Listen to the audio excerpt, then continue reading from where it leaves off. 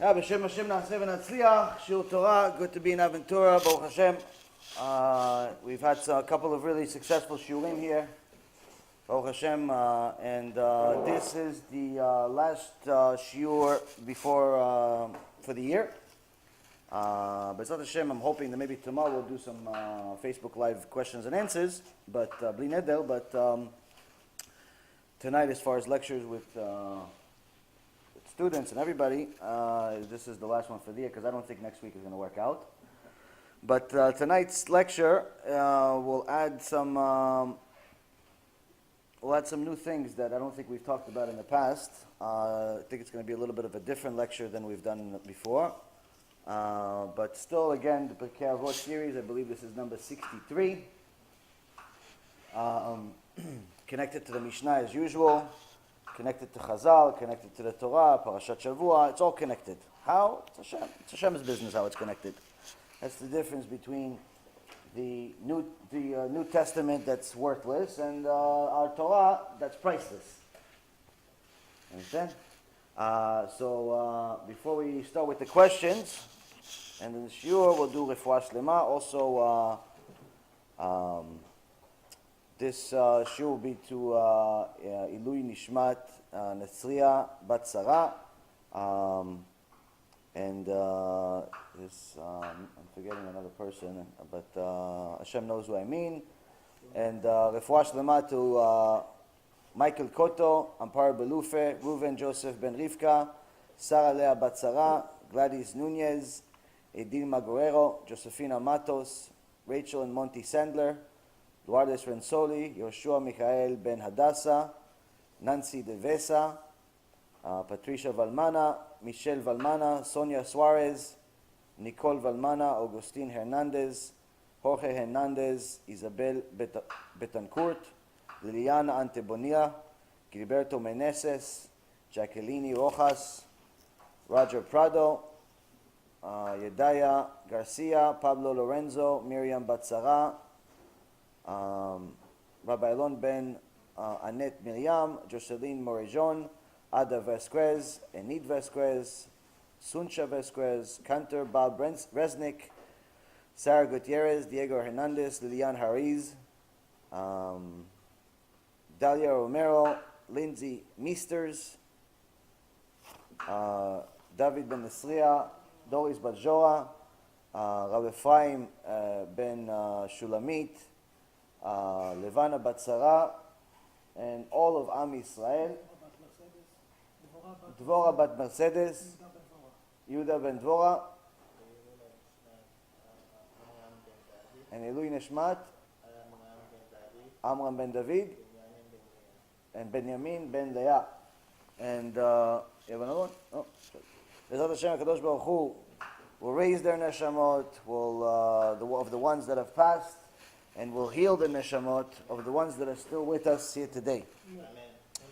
So, as I said, today we'll do a few things that we haven't before, at least not a full lecture about it, but as usual, we have to connect to your questions. I think you guys have good questions. You have special siyata d'ishmaya with your questions. It looks like this Facebook Live is going crazy again with the camera going sideways again. Is it going? Can you look on your phones? I think this camera is, Mama Satan himself is going on Facebook Live. Okay, so give me some questions. Oh, we already know the whole Torah? Yeah, I have a question. Okay, so you're waiting for me to finish the shiur, or you want to do me now? I heard today the shiur about Shabtai Tzvi. Shabtai Tzvi, Machshim U'V'Zichro. Ken. And how he got so many Jews to fail. Ken. Converted to Muslims. Ken. All right, sideways. Facebook Live was working perfectly fine for a few months, and today, the last couple of days, it's been Shovav. Okay, Shabtai Tzvi, Machshimo, what's the question? So he got so many Jews to fail that he go to Islam. Question. So could we now face in this generation another type of... Do we have another Shabtai Tzvi? Another type of test that we could fail with a person like this? We're failing every single day. What do you mean? No, like another false Messiah is going to come now. Many. And convince us? Many. What could happen to him? Many. Not could happen. It's going to happen. Oh. It's going to happen. It's one of the prophecies of the end of the times. There's going to be many false prophets. So, and one of them we're going to talk about today. Okay, so false prophets. False prophets. End of times. Okay, next. How do they even know which JC they were talking about in the New Testament? Ken. Because there are more than one person that took Jesus. Ken, Jesus. Talking about Jesus. Who's Jesus, Bechlab? Okay. Also the name. How do they know which one they are bringing to everybody else? Okay, so Jesus. Well, that's actually what a lot of the material that I have today is about this Jesus, which they now started calling him in recent years. They started calling him Yeshua. For many years, for 2,000 years, the Jews called him Yeshu, Imach Shemo v'Zichro, because that was the acronym for Yud is Imach, Shin was Shemo, and Vav was v'Zichro. May his name be blotted out of history. But we talked about it when we first started this series, the 5th lecture of this series. We talked about him and who he was. And there was recently a pig made a lecture about us. This camera is going crazy again, but I'm not going to fix it. So everybody else has to change their phones. I'm not changing the phone. The little piggy made a lecture about me recently, made a movie about me. And his name is not even someone I'm going to mention. So we're going to respond. We're going to respond to the little piggy that wrote a book about pig and made a lecture about me, made a movie about me, and saying that what I said was wrong. I know. I can't fix it. I'm not going to play with it for the next 2 hours. It's Satan is going to continue coming. If I do it again, it'll probably blow up the whole phone or something. It's not, there's nothing I can do. Because I have to shut it off and then turn it on every time we lose people. So it's just, people are just going to have to turn their phones around. No, it's easier than me playing with it and losing train of thought and whatever it's going to be is going to be. So we're going to, this world is upside down. So what the Chazal says is the world's upside down. And the camera now is upside down. The hurricane made it go upside down. So, okay, so Shabtai Tzvi, Jesus, who else? What else? Okay, how about this? I'll give you guys a picture over here. Maybe I'll give you guys some questions. It got blood. Is that blood? No, it's not blood. I don't think so. I don't think it's blood. But, looks interesting though, no? Very interesting. Very weird. Very strange, very weird. This. Why would a Jew show people a swastika? Oh, that's a Jew. I'm a Jew. Oh, Are you with me today? yeah, I'm a little... You okay? Give him water. Do me a favor. Give him water. He's okay. Sure, picture, I never seen something like that before. Confused. It confuses you, this picture, right? Confused me when I saw it. Shocking. Shocking picture. People are home. I know it's sideways, but you can still see it. No, it's not a tattoo. But it's confusing. It's shocking that a Jew is advertising this right now. Right? So, no, you have any more questions or you want to get started? What are these people tattooed on their head? This is in India. Yesterday we were talking about what Shlomo says and what King David said about the Reshit Hosma, Okay? Irat, Hashem. Hashem. One says the beginning is knowledge, and the other one says wisdom. Beginning of wisdom is fear of Hashem. It's the same, and the other one, paraphrasing, I don't know if it's paraphrasing. Yes and no. It's beginning of wisdom is fear of Hashem, but the other one says the knowledge. knowledge, right? Well, the other one was saying the humility is the other one we're talking about is humility is what leads to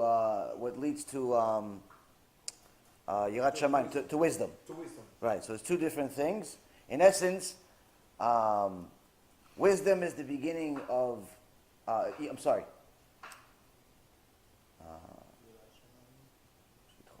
Yirat Hashem. Okay, the beginning of wisdom is fear of Hashem. Okay, so the beginning of wisdom is fear of Hashem. So before you get to wisdom, you have to fear Hashem. And before you get to wisdom, you have to fear Hashem. And before you fear Hashem, you have to have humility. So it's humility, fear Hashem, wisdom. That's the map. That's the map that we have. Also, wisdom is with knowledge. Wisdom follows knowledge. Okay. Wisdom follows knowledge, because knowledge Hashem told us to Shlomo Melech in Proverbs, actually. He says that knowledge is a gift from Hashem Yitbarach. As a matter of fact, in the beginning of every Gemara, in the Shutenstein Gemara, you say a little blessing, and one of it is actually knowledge, about knowledge. He uses the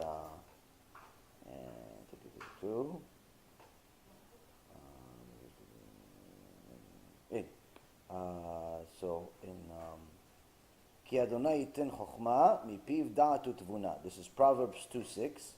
It says, because Hashem grants wisdom, from His mouth come knowledge and understanding. So, in order for us to get to ultimate knowledge, we have to have siyata dishmaya. We have to have help from Hashem. How do we get help from Hashem? First, we have to humble ourselves to fear Him. Once we fear Him, we have a connection with Him. The problem today is that a lot of people think they're connected to God, but in reality, they're connected to something that looks more like this. And that's what we're going to answer today. What is this shocking, insane picture on somebody's head? It is a kid. Young boy. Go ahead, and then we'll start. Okay. This generation is characterized as being arrogant. Ken. Okay. So how can you teach someone, or someone on their own can learn to be humble when everything around you is actually The opposite. promoting the opposite? Everything, it's Alma de Shikra. So the sages called this world Alma de Shikra, meaning the world of lies. What does it mean, world of lies? Does it mean that everybody's a liar? No. What it means is that everything is the opposite of what in essence it's supposed to be. When your Yetzer Hara takes over, it's in essence convincing people to want everything that they're not allowed to have. So we chase all the things that are the opposite of what's good for us. So instead of us chasing the potion to life, we chase poison. Instead of us chasing spiritual success, we chase material success. And so on and so forth.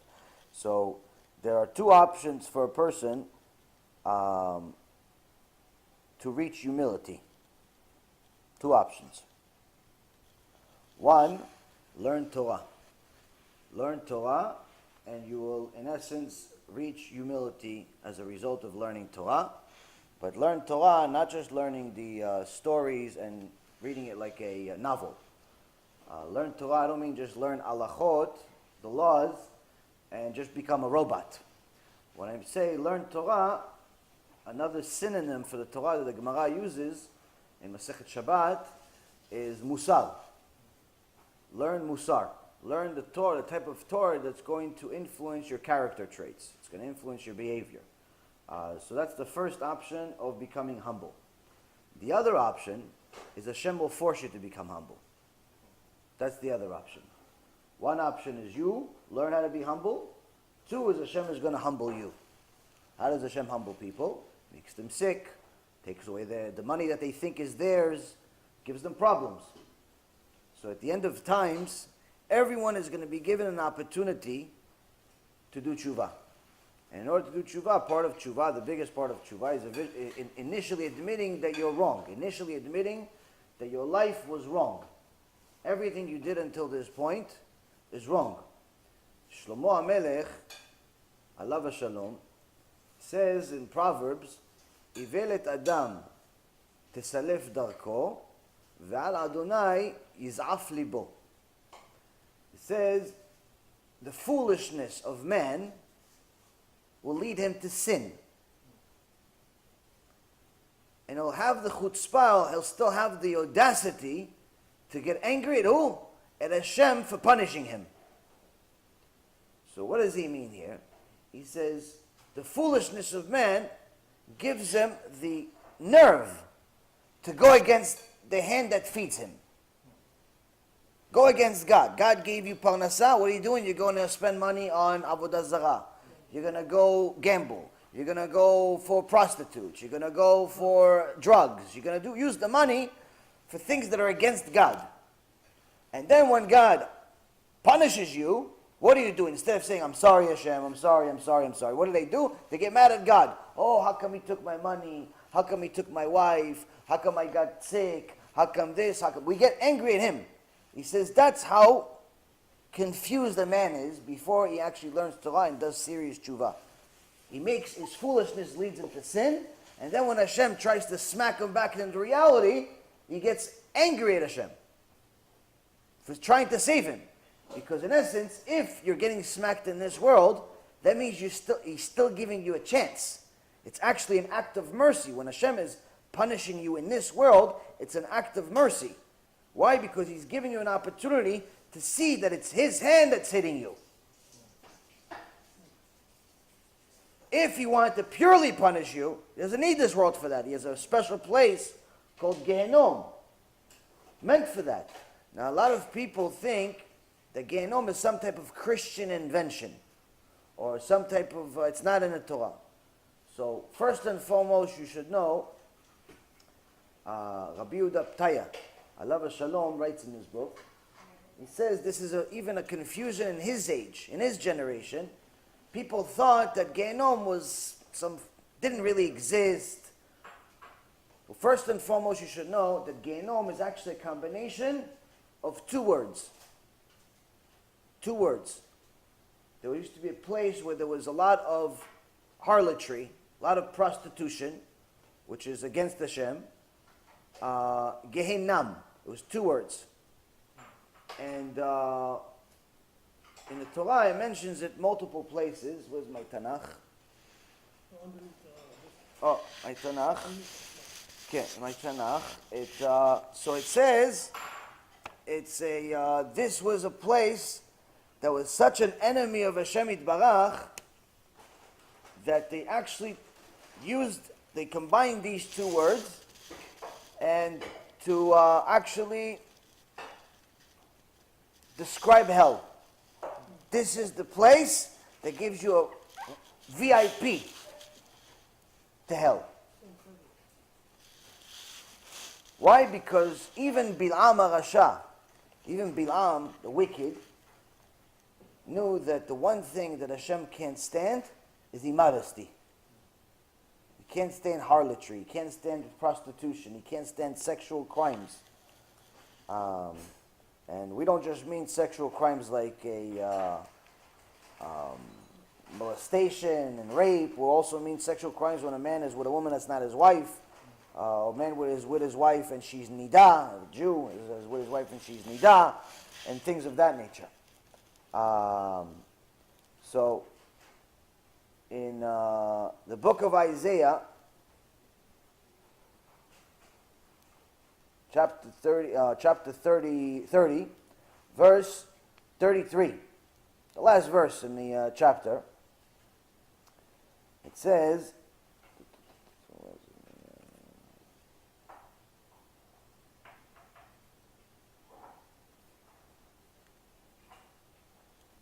כי ערוך מאתמול תפתה גם היא למלך הוכן העמי כרכיב מדורתה אש ועצים הרבה נשמת אדוני כנחל גפרית בועה רבה.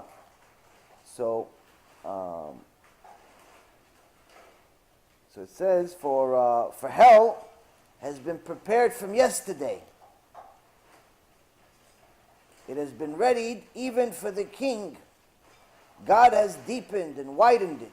Its inferno has much fire and wood, and the breath of Hashem is like a stream of sulfur burning within it.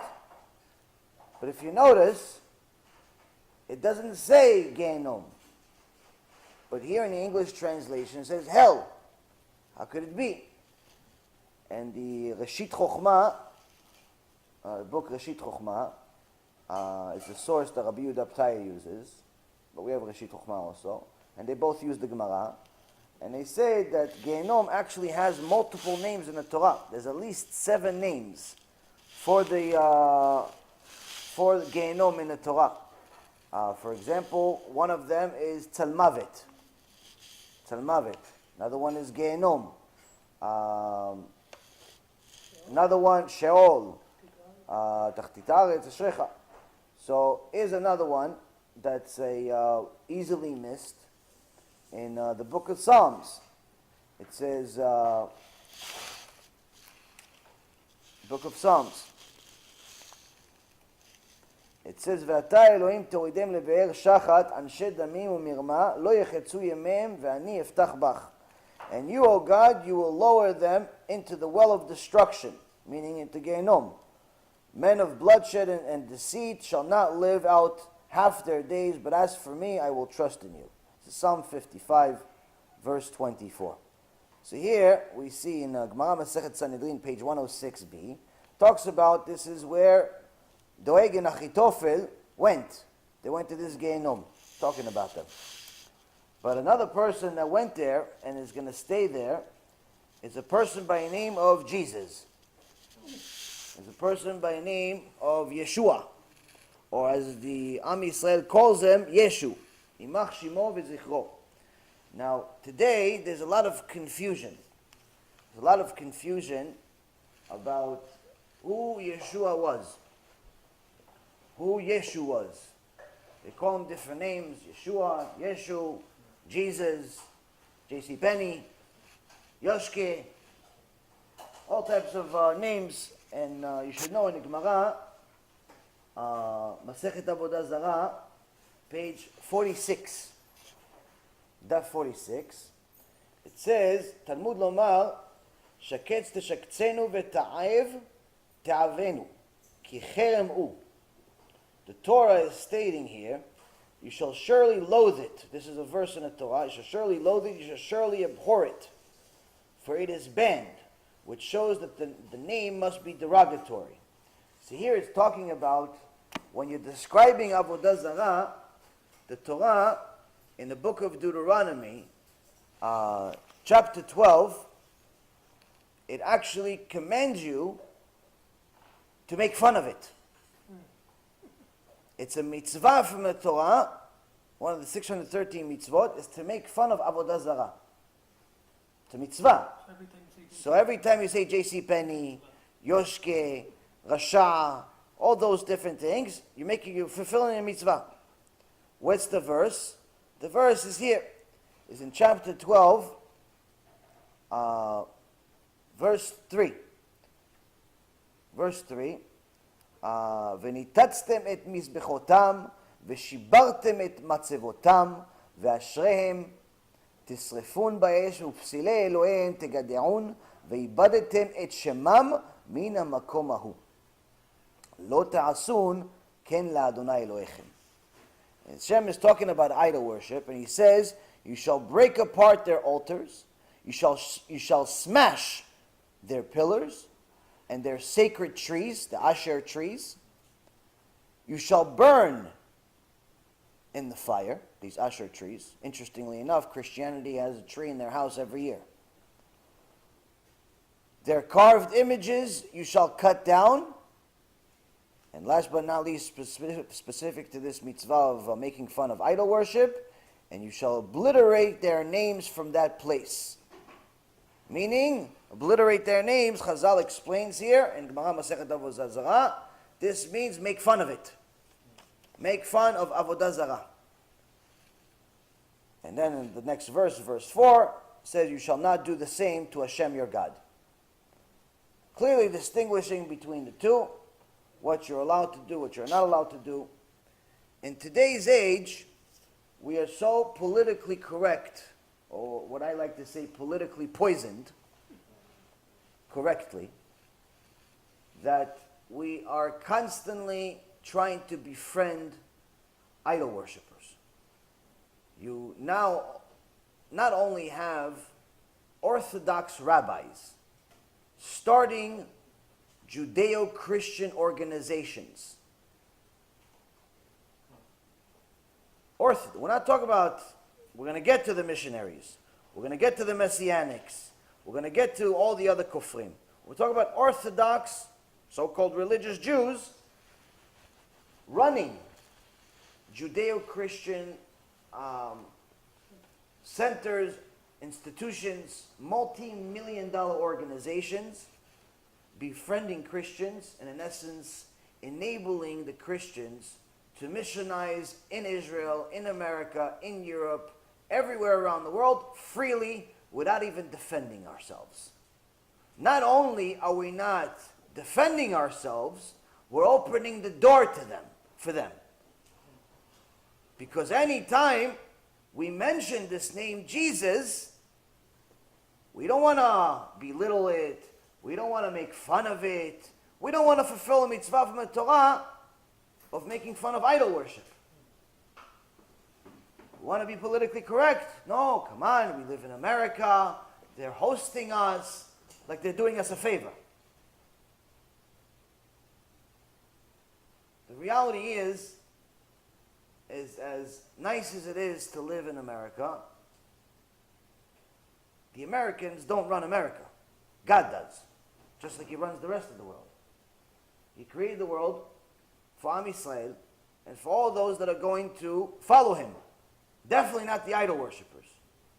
So on one hand, Hashem is allowing the Christians to continue their behavior, but at the same token, he's not happy with it. The King Khuzari, we talked about last night, from almost 900 years ago, 800 years ago, wanted to praise God every day. He was doing it the wrong way. So Hashem saw that he has good intentions, so He sent him a malach, He sent him an angel in his dream. He says, Hashem appreciates your intentions, but not your actions. You appreciate your intentions, but not your actions. Now, if you notice, I have more books than usual. Today, one of them, this is many notebooks, handwritten notebooks here. This is all against proving Christianity is garbage.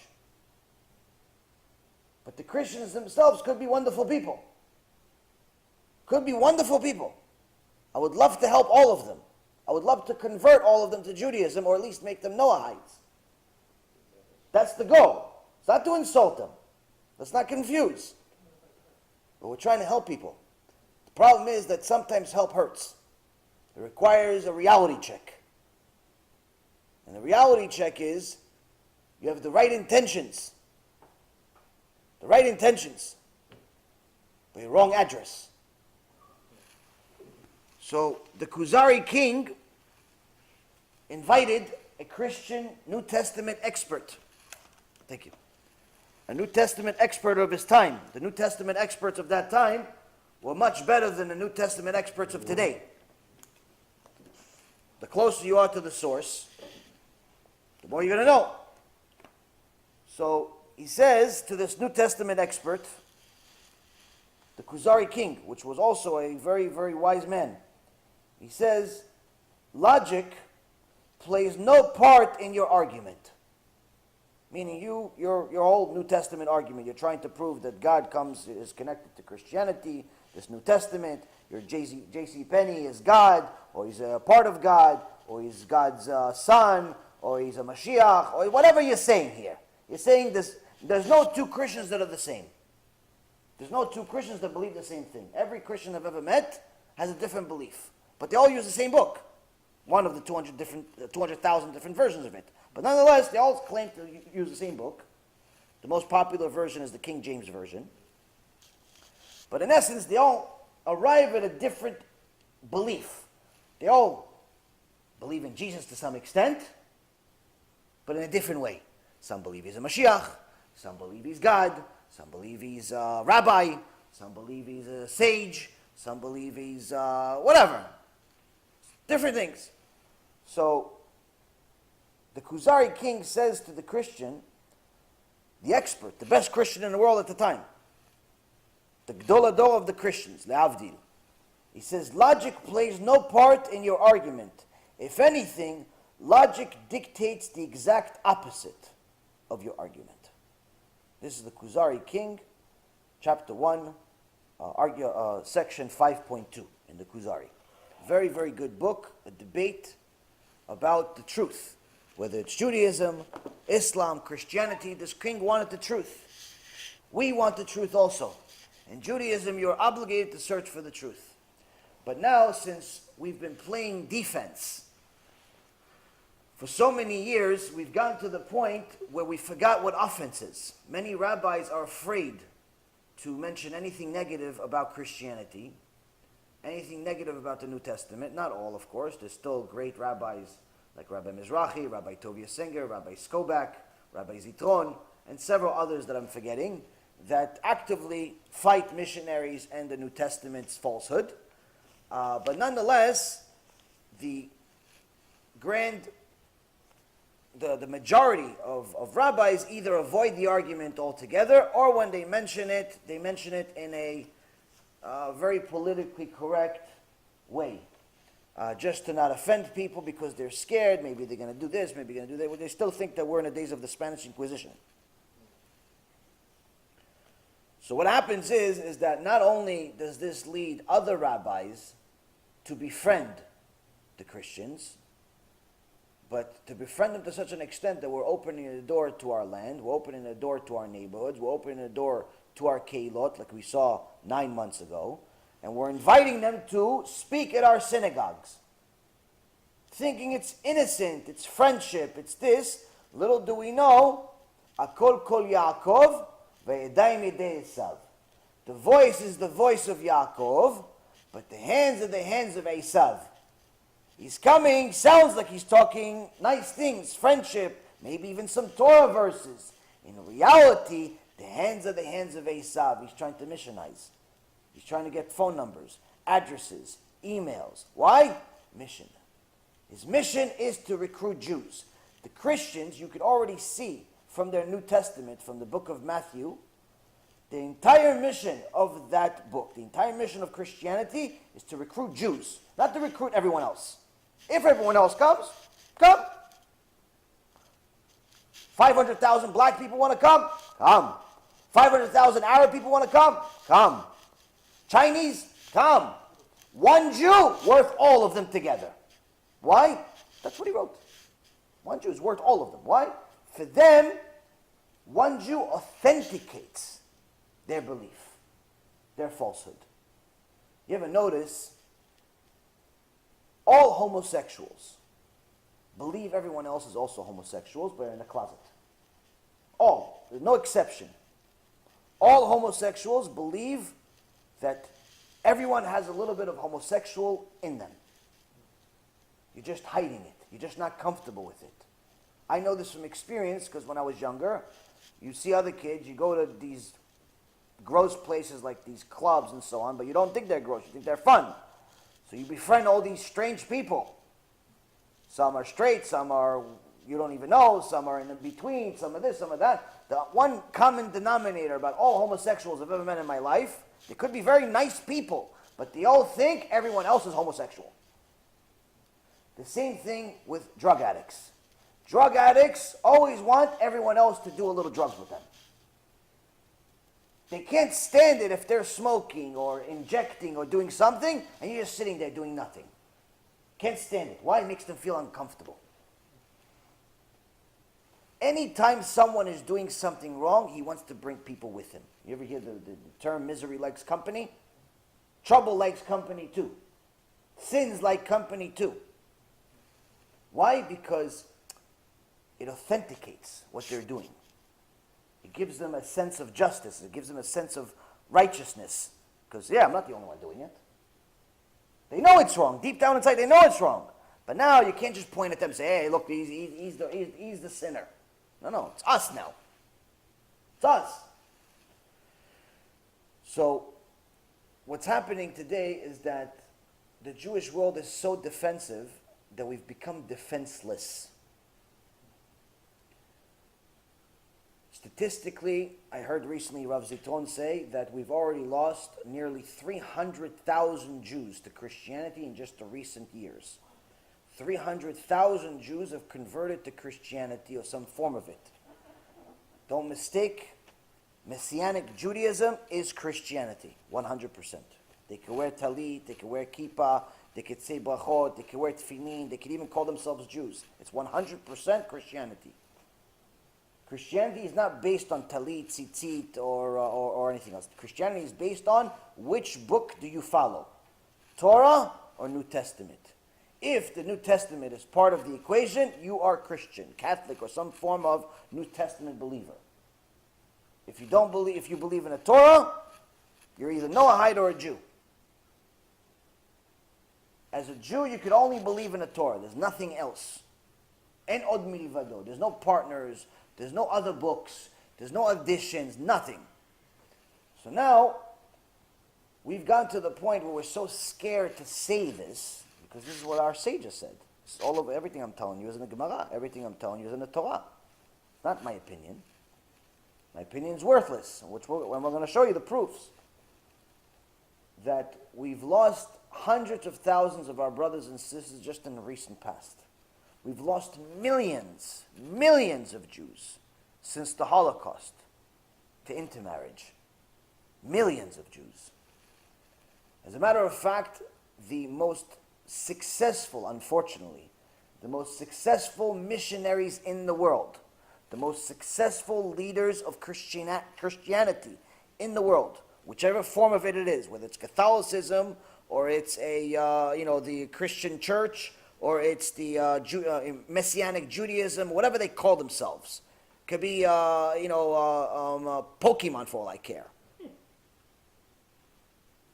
The biggest, most successful leaders advocating, missionizing other Jews, advocating the New Testament, are Jews. Jews. Not Christians, not natural-born Christians. And this is what they're proud of. As leaders, they say, listen, I'm a Jew. But I believe in JCPenney. But I believe in Yoshke. But I believe in Jesus. And so on and so forth. This, to them, they'll write checks for hundreds of millions of dollars for such a leader.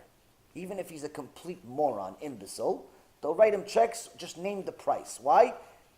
It's like having Jesus here today for them.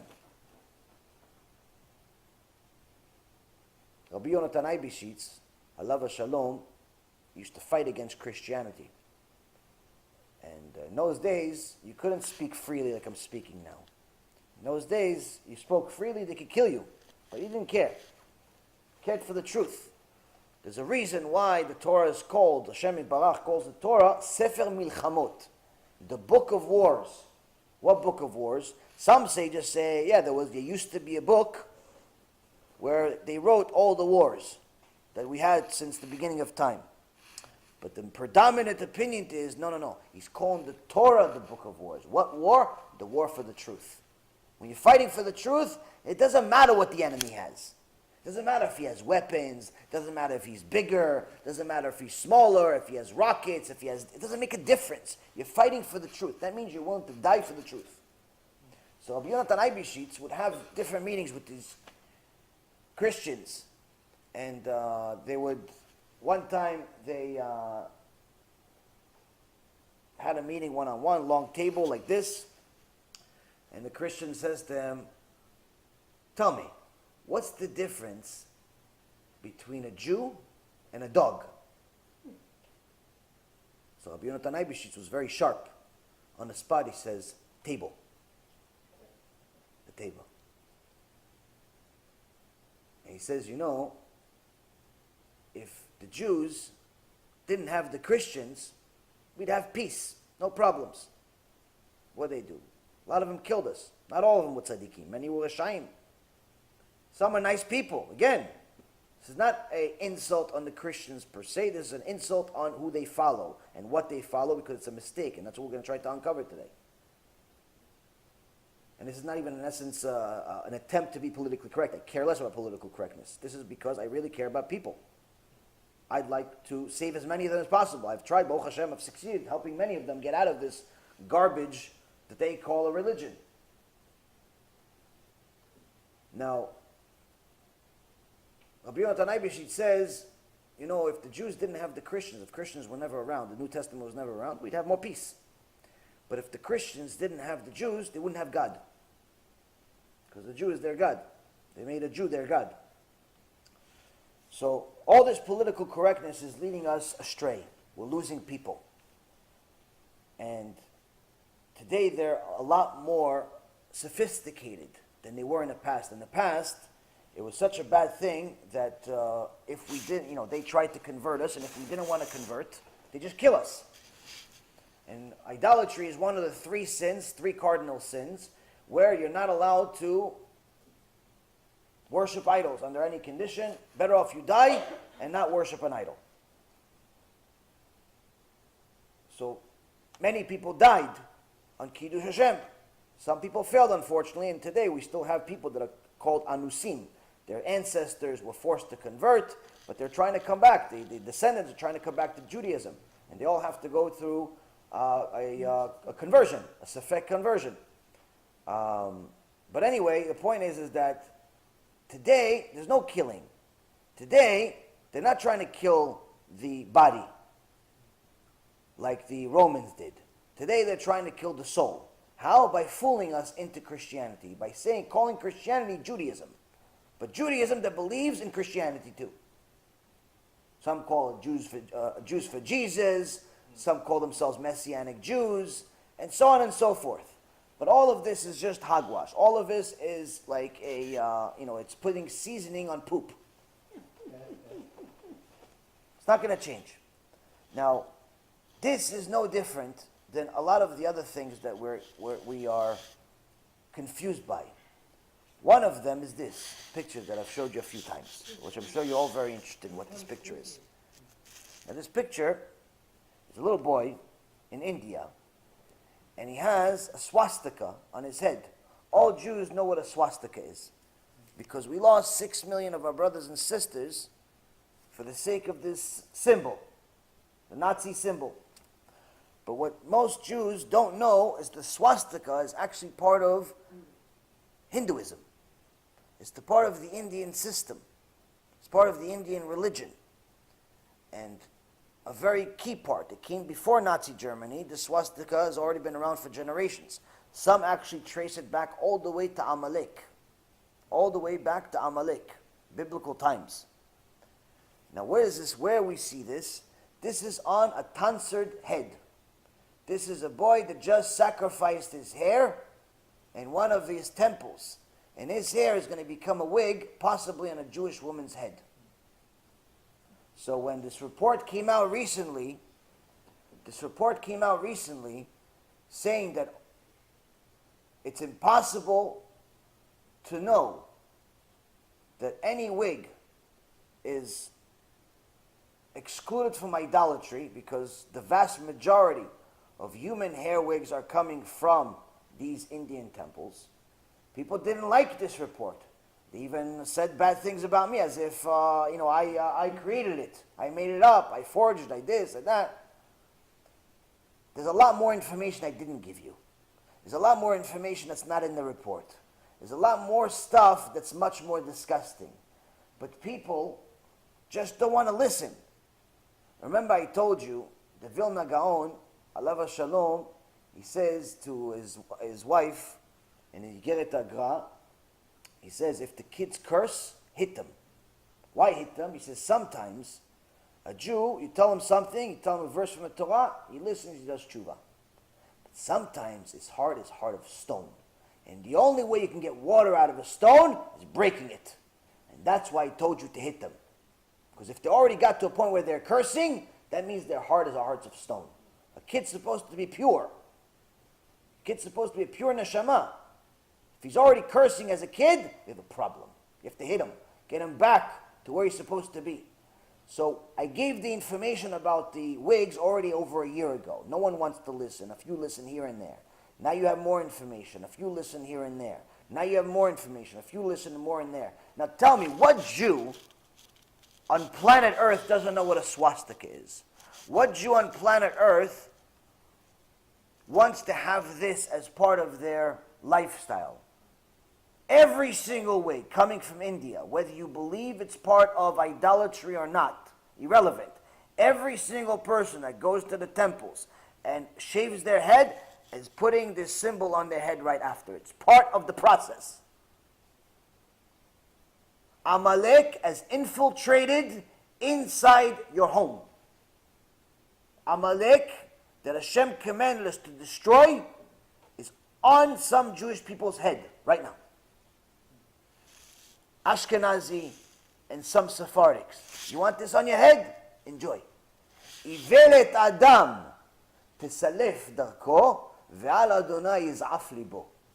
The foolishness of man will lead him to sin, and then he'll get upset at why Hashem didn't give him parnasah, didn't give him zivug, didn't give him refuah shlema, didn't give him the prayers answered of all the prayers that he has. We're always mad at Hashem. Don't you realize you have Avodah Zarah on your head?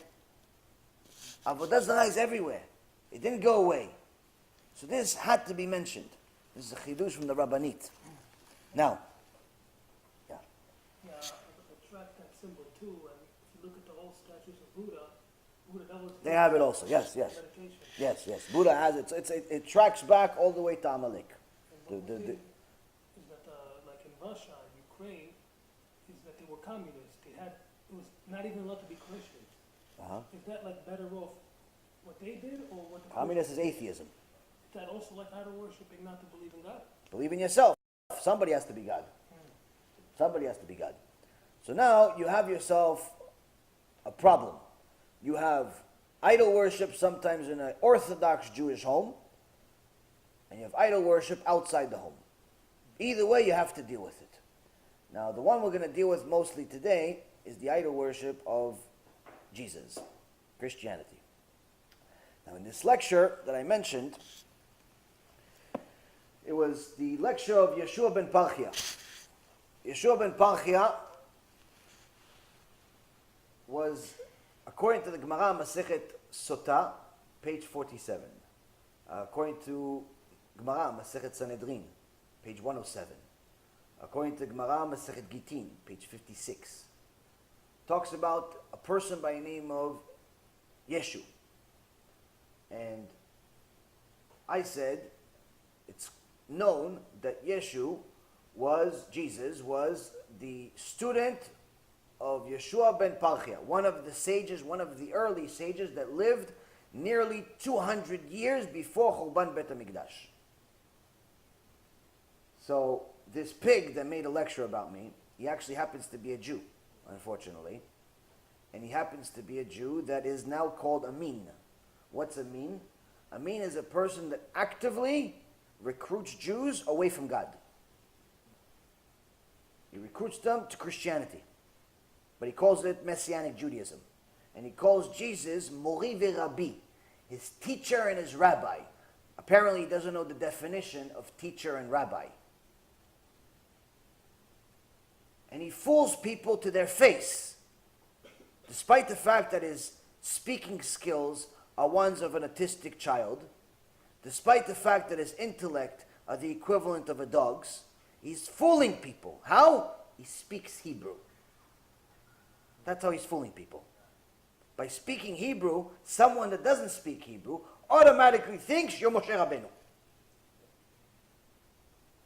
Someone that doesn't speak Hebrew hears you speak Hebrew, he must be Moshe, or descendant of Moshe. Maybe he's Jesus himself, reincarnated. Just speaking the language gives you credit. You agree with what they said in this other language? Who do I make the check payable to? Doesn't matter whether you make sense or not. Makes no difference. Let's not let the facts get in the way of the truth. So now, he speaks in Hebrew, he speaks in broken English. He's also married to a non-Jew, has a couple of kids, and he's leading this congregation. He calls this place that he has. He started a yeshiva. What yeshiva? And he made a movie, and he says to me, or about me, that I made a mistake that shows my ignorance. That it's known, it's commonly known, that Yeshu, Imach Shimo V'Zichro, that was the student of Yeshua ben Parchia, is not the same Yeshua that Christianity believes in. And the fact that I said it is shows how ignorant I am.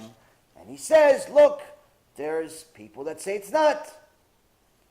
So Baruch Hashem, the first thing we're going to do is we're going to confirm once and for all who Jesus was according to the Torah.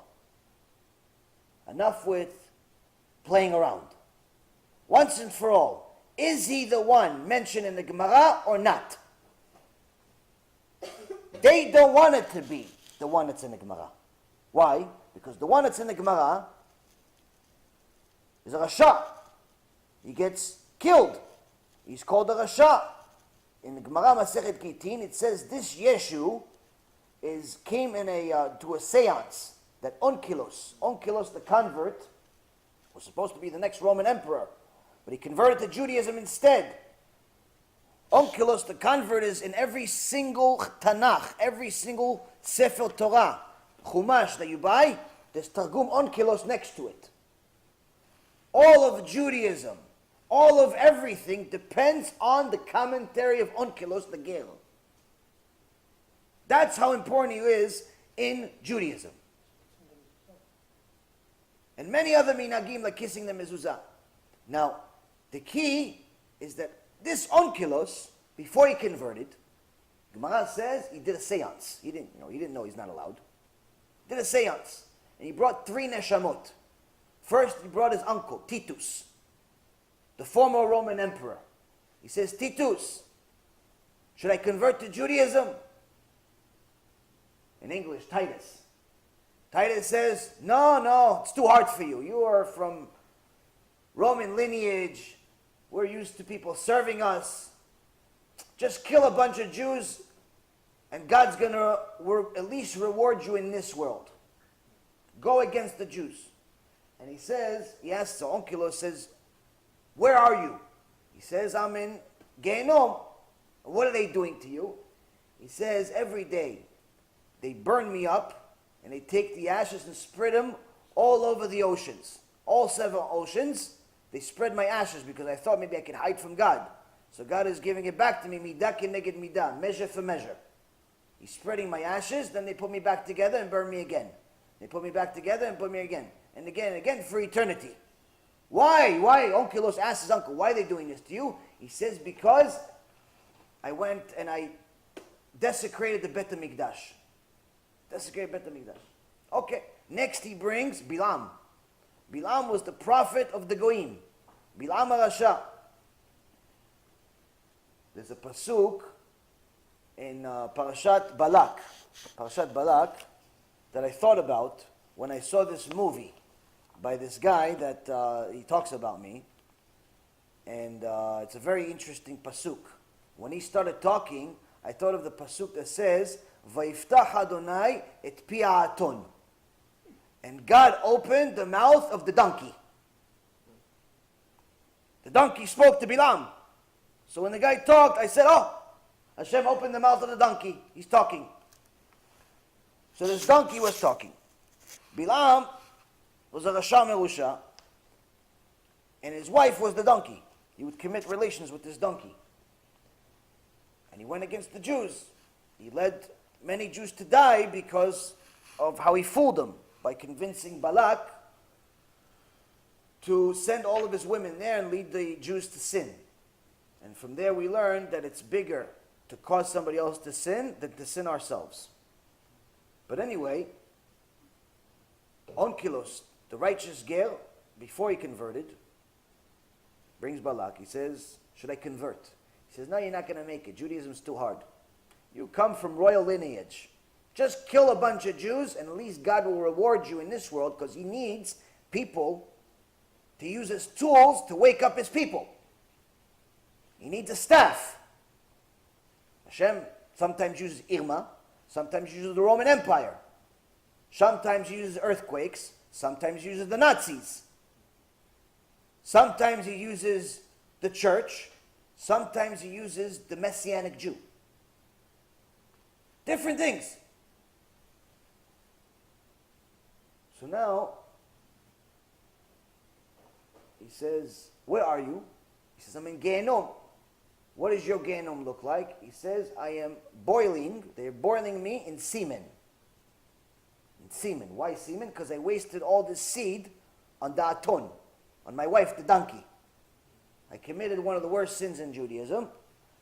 In the Torah, I made relations with an animal. So all this seed, I'm boiling in it. Until when? Forever. Then he brings who? He brings Yoshke. He brings Jesus. Onkelos the Ger brings Jesus.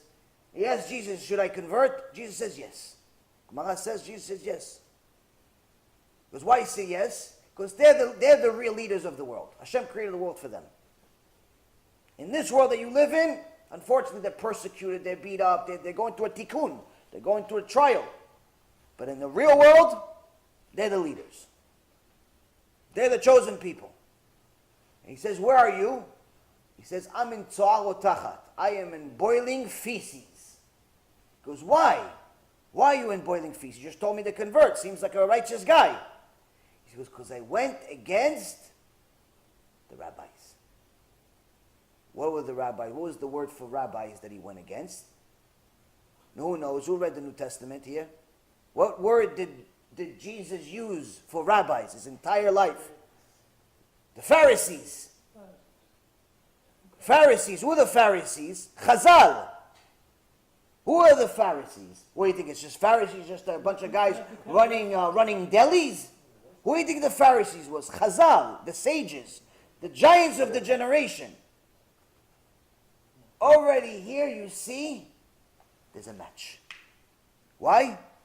In the Gemara, Masechet Gittin, the guy that's boiling in feces in Gehenom forever says, why am I in Gehenom? Because I went against the sages.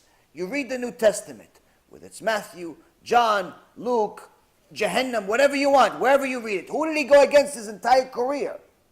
The Pharisees. The same thing it says in the Gemara. His whole life he was going against these rabbis. Why? He said they're wicked and he's righteous. How? We're not really sure. Why? Because he says, I'm here to comply with the Torah. But if you look at what he says, it's not exactly complying with the Torah. One simple example. He says to his students in the book of Matthew, he says to his students, go get me that donkey. Go get me that donkey, and if it's tied to the tree, untie it and bring it to me. That's called stealing. Thou shalt not steal. Obviously, if it's tied, if it's just a donkey roaming in the middle of nowhere, efker, doesn't belong to anybody. But if it's tied to a tree, that means the owner is nearby. So they tell him, well, maybe the owner is nearby. They know, obviously, even the students weren't as stupid as him. They say, maybe the owner. He goes, no. If somebody tells you something, tell them it's for me. Like it's a mafia. Tell them it's for me. Forget about it. Forget about it. It's for me. Then you have another place. Jesus, they rebuke him and say, why are you violating Shabbat? I'm above Shabbat. Above Shabbat? You're above Shabbat? You know that Shabbat is another name for God?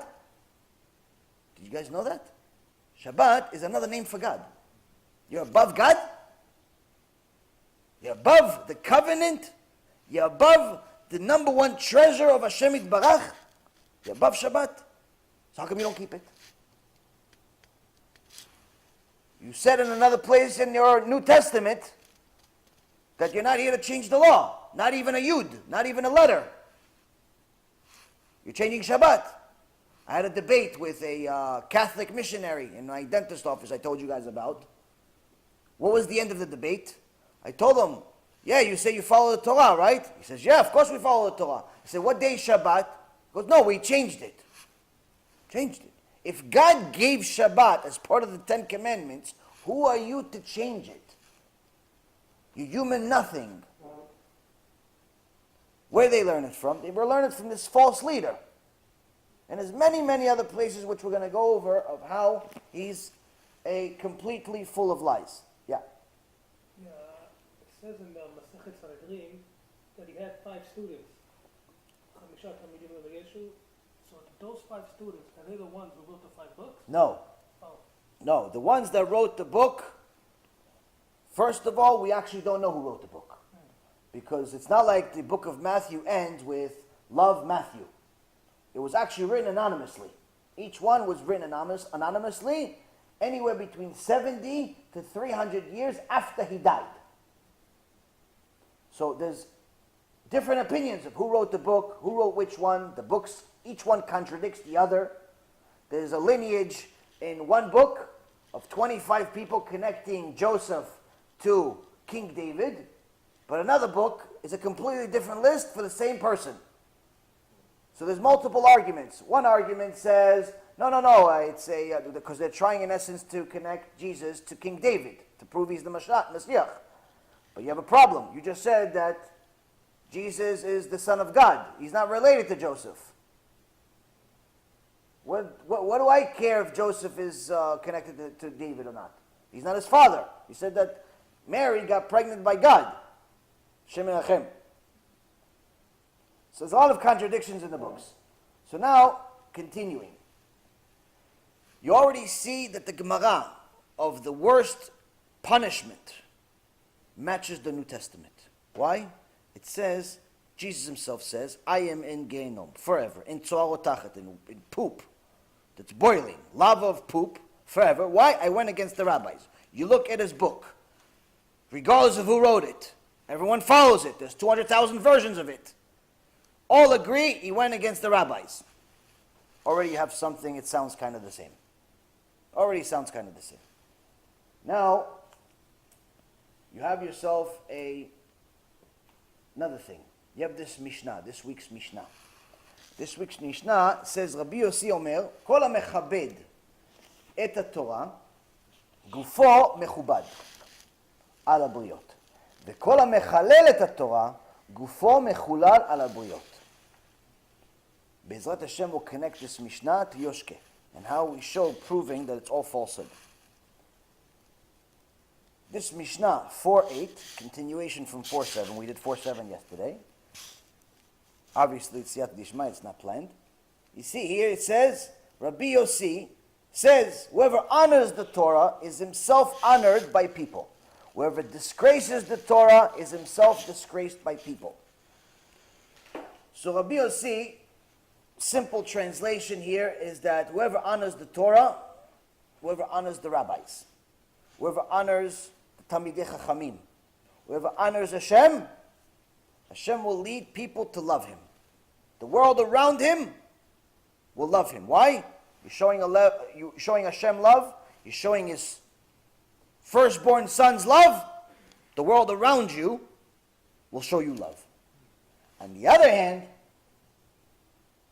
you show Hashem hate, you show his children hate, you desecrate his children, you desecrate his Torah, the world around you will hate you. This is, by definition, the beginning and the end of Jesus. By definition. What did he do? He went against the Talmidei Chachamim. He went against Chazal, the sages. What ended up happening? The world around them hated him. They crucified him, they killed him, they abused him. And even till this day, he's insulted on a regular basis by his own people. So that's first thing. Second thing is, how is this connected? It all depends, we learn who is Rabbi Yossi. Rabbi Yossi himself is a proof of this other thing. Rabbi Yossi, Bar Chalafta, lived in Usha. He used to process hides. Aside from being a sage, Talmid Chacham, he used to process hides. And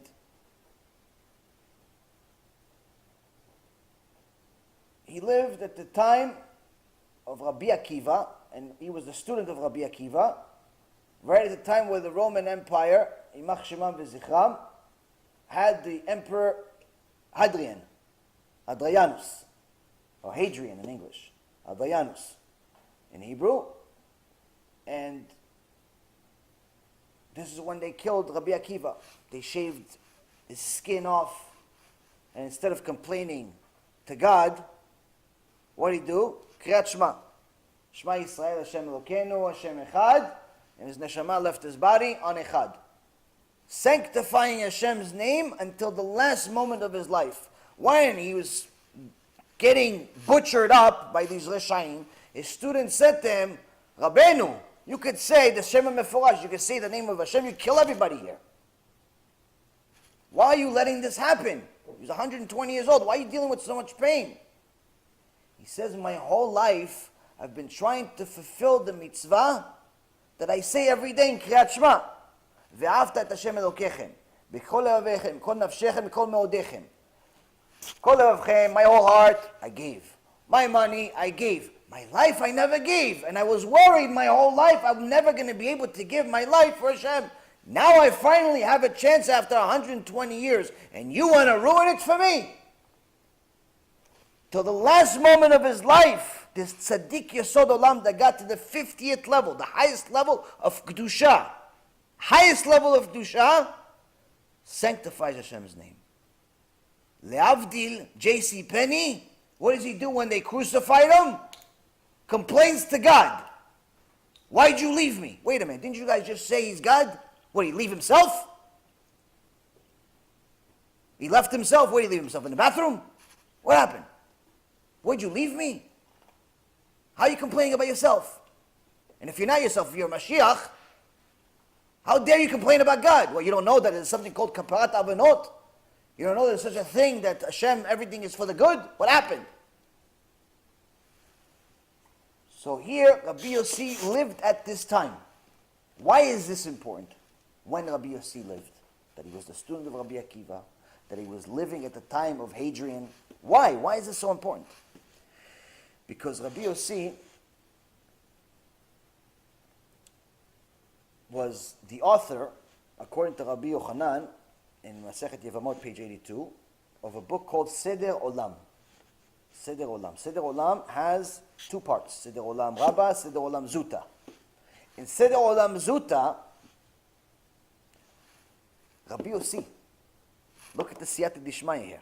Rabbi Yossi says the Yeshu mentioned in the Gemara that's the student of Yeshua ben Parchia is the Yeshu Anotzri.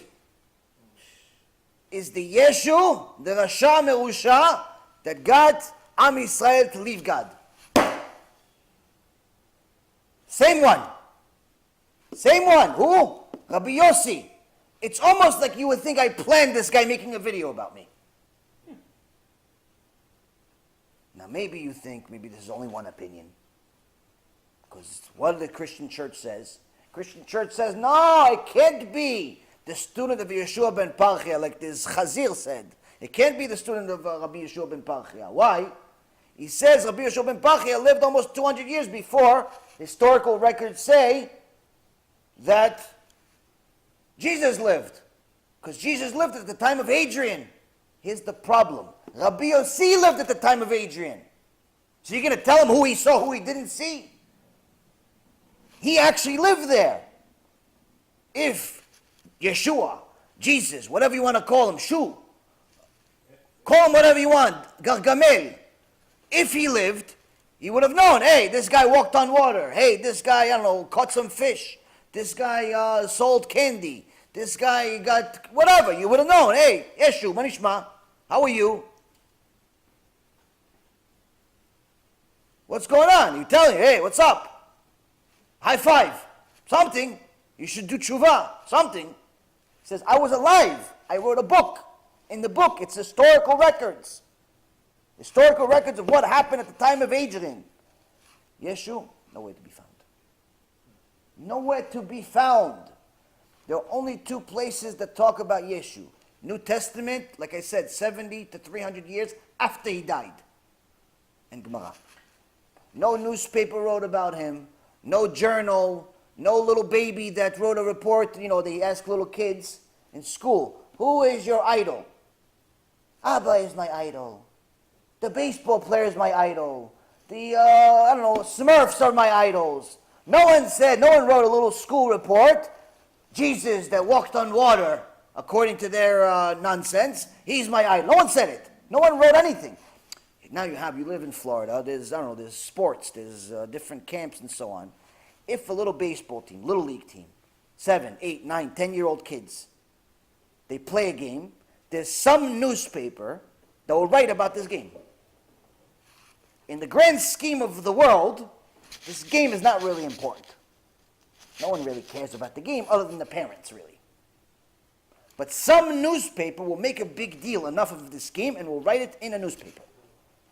And if the game is a championship game between two towns or two cities or two countries, it may even go on the national news, even though it's a game for 10-year-old kids. Right? Somebody will write about it. Someone will write a journal about it, a newspaper article about it, something. So you would think, if the Mashiach arrived, or God in human form arrived, someone would write about it. Even Shabtai Tzvi they wrote about it. Shabtai Tzvi they wrote about. Someone would write about it at the time. Something. A journal, a letter, a love you note, something, a show, I don't know, a reality show or something. Here's a reality show. A woman named Mary cheats on her husband but fakes it. Says that God made her pregnant instead. I don't know, something. Something would happen. Nothing. Why? Only record is in the Gemara. So you would, okay, so the Gemara talks about it. Tells you who he is. No, they don't want you to. No, it's not him. What do you mean it's not him? They lived at that time. That's the only record. There's other sages that say it's someone else. So let's see what the sages actually say. Now,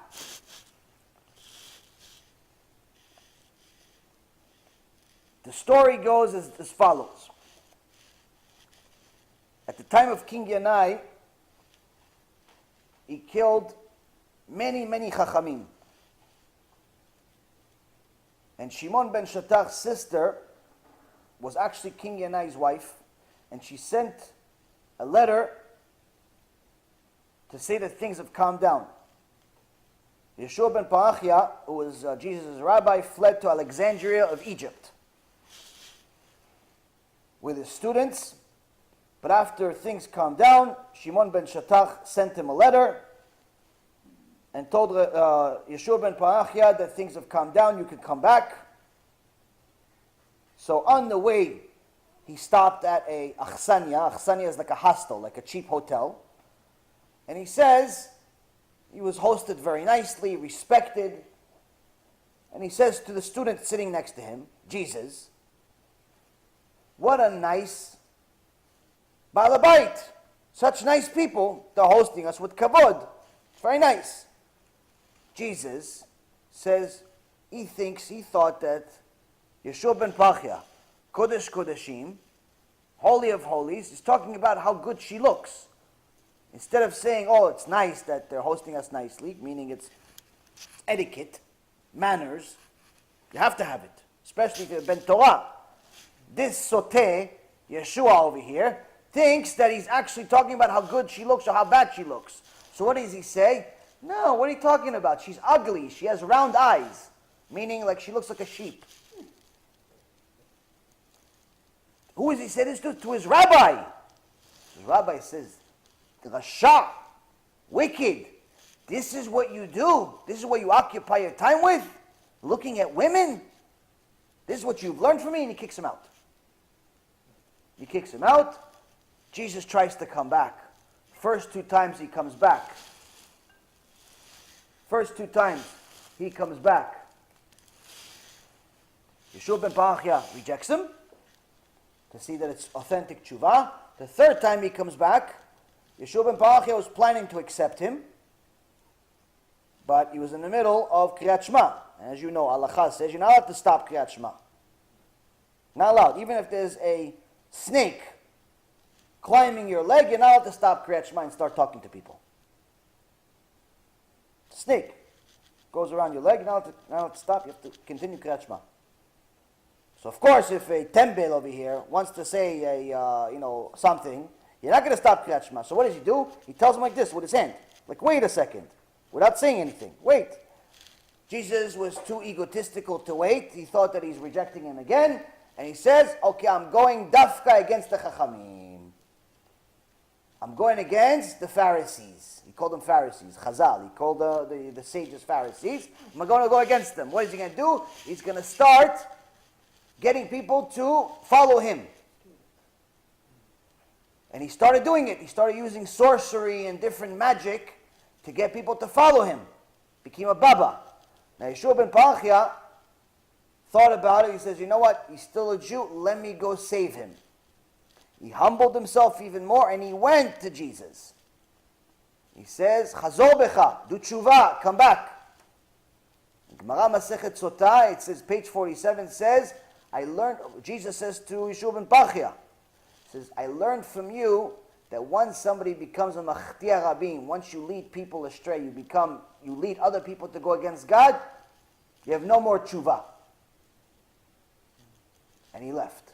He didn't want to do tshuva. It's not really true. Meaning, what the actual lesson is, what the Torah says, not that there's no tshuva, is that once you become machtia rabin, once you become a min, that gets other people to go against God, you don't get help from heaven to do tshuva. You can always do tshuva, but you don't get the siyata d'ishmaya that a regular sinner would make just once he wants to do tshuva. Tshuva is always accepted. It's just a matter of, you're not going to get the extra help from Hashem, which means it's going to become much more difficult to do tshuva. But Yeshu, Jesus, whatever you want to call him, he didn't listen to the rest of the shiur.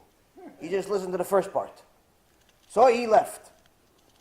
So now, these Messianics don't want you to believe this is the same Yeshu. So already we have this Mishnah, Rabbi Yossi ben Bar Chalafta, verifies it's the same Yeshu. Same one. Let's continue.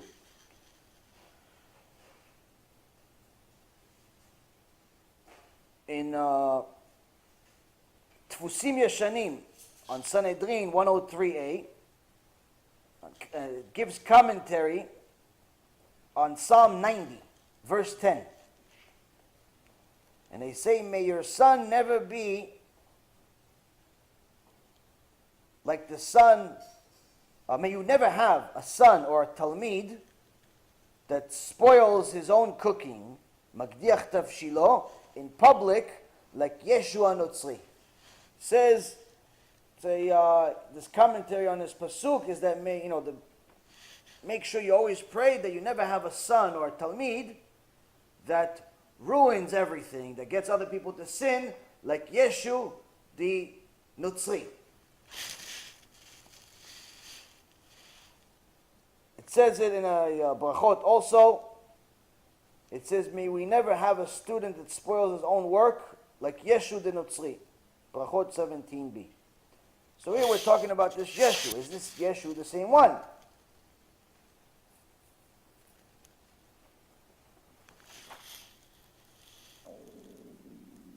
Rabbi Yehuda Levi, the same Rabbi Yehuda Levi that we talked about, that wrote the Kuzari, that had the debate with the Muslim guy, with the Christian guy, won the debate. He writes in Ma'amar number 3, Siman 65. In the Kuzari, it says, Yeshua ben Parachia, his student was Yeshu. It's the same Yeshu that started Christianity. This is 900 years ago. Already you have source number 2. Much closer than anyone in recent history that says otherwise. Continue. Rabbeinu Yaakov ben Rabbi Meir Tam, Rabbeinu Tam, his son, Rabbeinu Yaakov, it says in Tosfot on Masechet Shabbat, page 104b, Yeshu was the Yeshua ben Parchia's student. The Yeshu that started Christianity. This is, again, almost 900 years ago. Rabbi Yitzchak ben Yosef, a Israeli, in Yesod Olam, it says the foundation of Christianity started in the days of Yeshua ben Parachia due to his student, Yeshu. Again, Rabbi Yitzchak Abarbanel. Rabbi Yitzchak Abarbanel, one of the greatest minds that ever lived, but he was also very familiar with Christianity. How was he familiar with Christianity? What was his job? He was the treasurer of the King of Spain. When? During the Spanish Inquisition. When they killed us and kicked us out for being Jews after we won the debate. They didn't like it. Sore losers indeed. In a commentary on the book of Daniel, he wrote a book called Ma'yanei Yeshua, Ma'yan 10, Tamar 8. He says the following: many are trying to fool the people by saying that Yeshu, that's in the Talmud, who was the student of Yeshua ben Parachia, is not the same Yeshu from Christianity. How could those fools of today, who were not there at the time, tell our sages, who saw with their own eyes, what happened? Now he's saying this while he has the Spanish people trying to kill us. He doesn't care. Ish emet. Why? If there was ever a time to lie, this would be the time. Save yourself. No save, no nothing. This is the truth. Don't sugarcoat the truth. Don't be politically correct. They want to kill us, die. Areg ve'al yavo. Don't make it like their Talmud is different than what it is. Why? It's Chilul Hashem.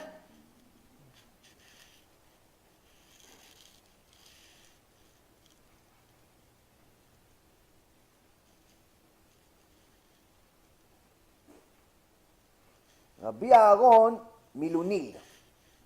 Rabbi Aaron Milunil, in a letter printed in Sefer HaChachamim, Mekorot Ayamim, Oxford, 5448. He says the following: I did an intensive investigation and calculation of the Christian calendar and whether it began with the birth of that person, meaning Yeshu. And I confirmed it's a big mistake. The Christian calendar is a mistake. They claim that their calendar started with his birth or death. There's no connection whatsoever. Yeshu was in the days of Yeshua ben Parachia, and I confirmed this with Christian scholars. The Christian scholars of his day says, yeah, you're right. How many years ago? This calendar that they have is wrong because Yeshua, their Jesus, lived almost 200 years before, 150 years before. Their calendar, the Christian calendar, has no root or foundation. Rav Yom Tov Lifman, in Sefer HaNitzachon, Siman 332, he says, Yeshu, that was the Notzri, was Yeshua ben Parachia's student. And what the Christians are saying about him being born at the time of Holdus, meaning Hadrian, is completely false. It was well over 100 years later, meaning 150 years later, same exact time frame. As we said, Rabbi Yossi confirmed it in Seder Olam, which is nearly 2,000 years ago, at the time. So we have not just proofs from 500 years ago, 800 years ago, 900 years ago. We have proof from 2,000 years ago. At the time this is supposed to be happening. People that eyewitnessed it.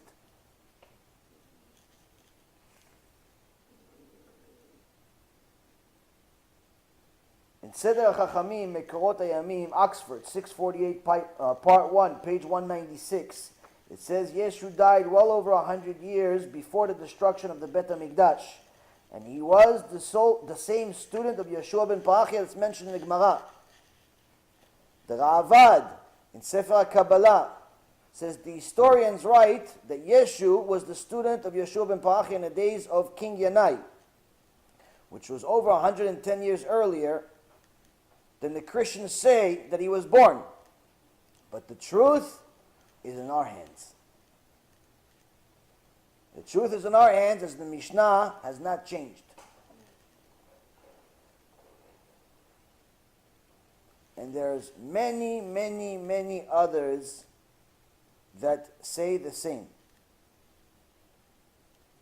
There are a few that say otherwise. But the predominant opinion, overwhelming majority of the opinion of the sages, it's the same issue. Same thing. Same thing. Now the ones that have a different opinion also have a different shita of who he was at all. There's about a handful of different opinions of who he was. Tosfot Arosh writes that the Yeshu is different than the ones that are mentioned in Sotah than in Sanhedrin. But both were Reshaim that used sorcery and led other Jews to become to sin. Both were Minim. Rabbi Yehuda Chassid also agrees, says that there was two different Yeshus mentioned in the Gemara, but both were Reshaim. Doesn't help them. Whether it's this one or it's that one, they're both wicked. They're both in Gehinnom forever. It makes no difference.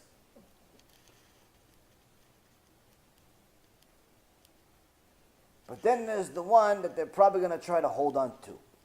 The debate, the famous debate by Rabbi Yechiel Miparis. Rabbi Yechiel Miparis had a famous debate with a heretic called Nicolas Donin. This is written in Notzar Vikuchim, page 84. And Rabbi Yechiel Miparis did everything possible to prove that the Yeshu that's mentioned in the Gemara is not the same Yeshu at all. The Yeshu of Christianity is not even mentioned in Judaism. Not mentioned in Judaism at all. Why? Why is it not mentioning at all? Because if you look at the history and what happened, at the time, Nicolas Donin was trying to pass a decree to kill all the Jews for killing their God, for killing their Mashiach. So to save the entire people, we have to use our brain. We have to use, how are we going to say it? Well, you can't run away in time. We can't fight them. What are we going to do? Rabbi Yechiel Miparis says, I'll tell them it's not the same guy. What are you going to tell me? Otherwise, it's our Torah. You're going to tell me who it is? I can decide who it is. They don't know how to read Hebrew. They don't know anything. So he's not arguing that it's not the same guy because it's not the same guy. He's arguing because he's trying to save our life. He's trying to save millions of people. It's Pikuach Nefesh. Change the whole thing. If you Shabbat is on hold for Pikuach Nefesh.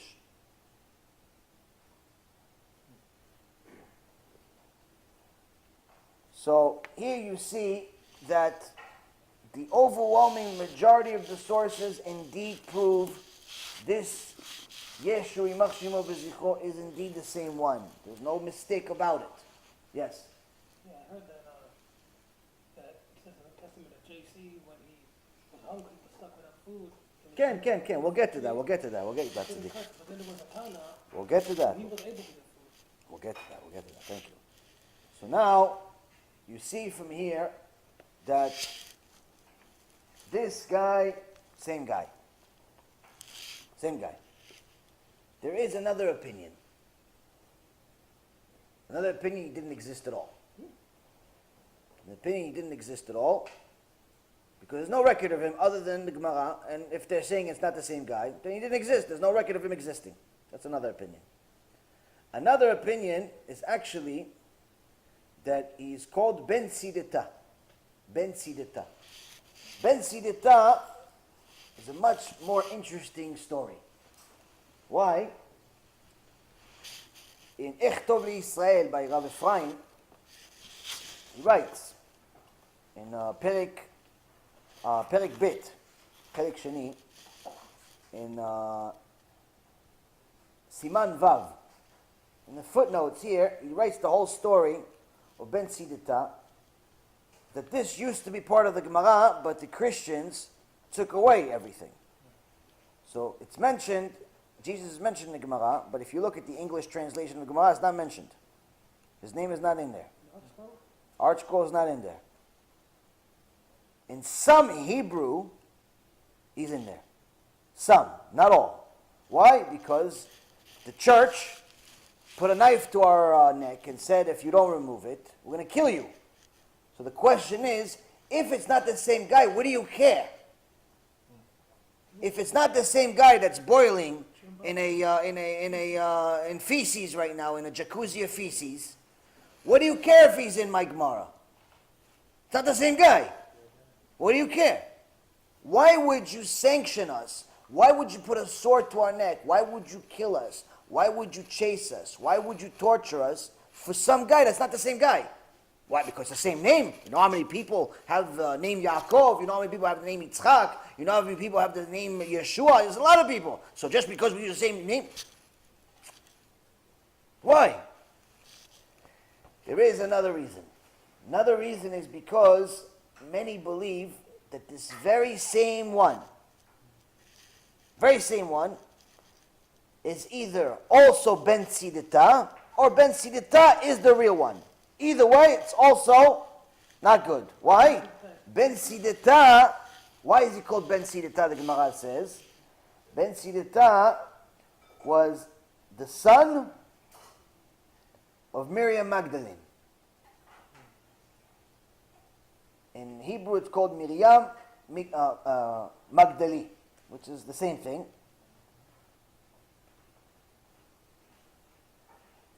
Who used to be married to one of the Chachamim by the name of Papus ben Yehuda. Papus ben Yehuda. Now, Papus ben Yehuda was a big Chacham, but he was a jealous husband. So he did not allow Miriam to leave the house. So when he would leave, he would lock her in the house. And Chazal says this was not the right thing to do. You're not allowed to do that. You made a mistake. This led her astray. Meaning, gave her an excuse to want to run out. But what happened? She met a goy boyfriend. We'll talk to her like the story of Romeo and Juliet. From the window. She says, Miriam, Miriam, when are you going to come down? One day on Yom Kippur. That's what Gemara says. One day on Yom Kippur, Papus leaves to go pray. This boyfriend, called Pandira, his name was Pandira, calls Miriam. And he says, Miriam, Miriam, how long are you going to be locked in?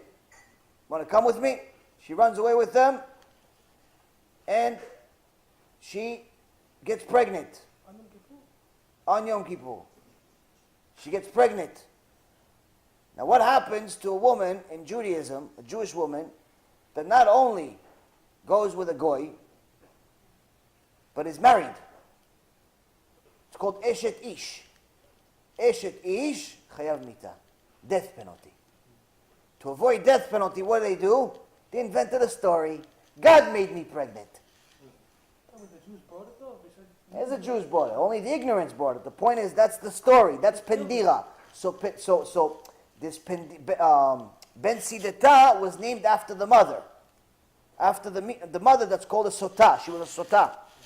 Why? Because he was a Mamzer. Mamzer is son of a woman that cheated on her husband. So that's another opinion. And Gemara says that that's Ben Sidita, that's Yeshua.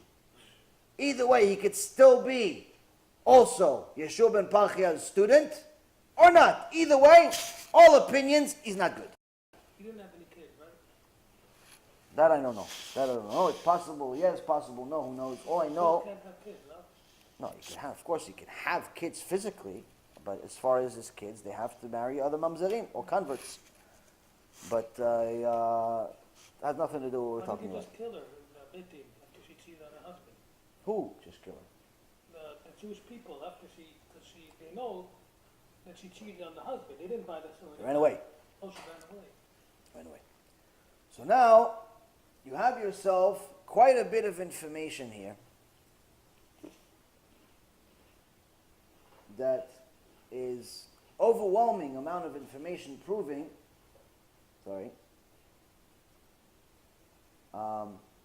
proving that yes, my friends, the negative opinion about Jesus that's in the Gemara is indeed the same Jesus. Let's not fool ourselves to think otherwise. It is indeed the same person. Now what do we do with this information? Now that we know that Jews are not exactly big fans of Jesus. Why are we saying this? Why, to just upset the Christians? For what? What purpose does it serve? To upset them. We're not trying to upset them. We're actually trying to save them. You see, in Ilchot Shuvah, the Rambam writes, there are 5 individuals that are described as minim.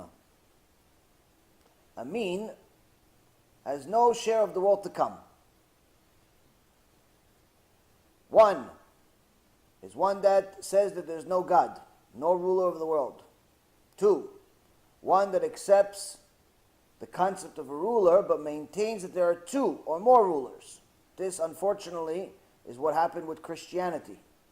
They have shituf. They have their God is 3.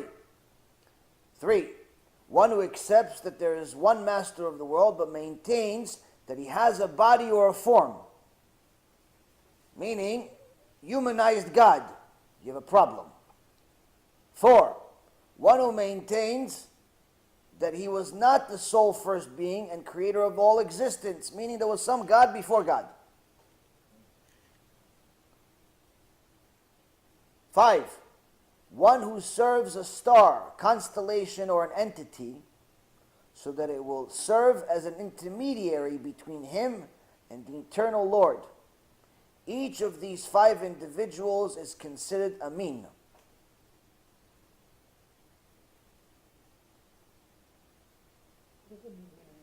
Idolater.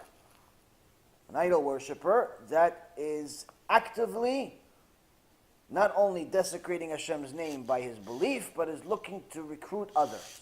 A mesite also. Now this min has a serious problem with God. He thinks he's worshiping him. All the while, he is going against him. This is not nice. Not nice to go against your God.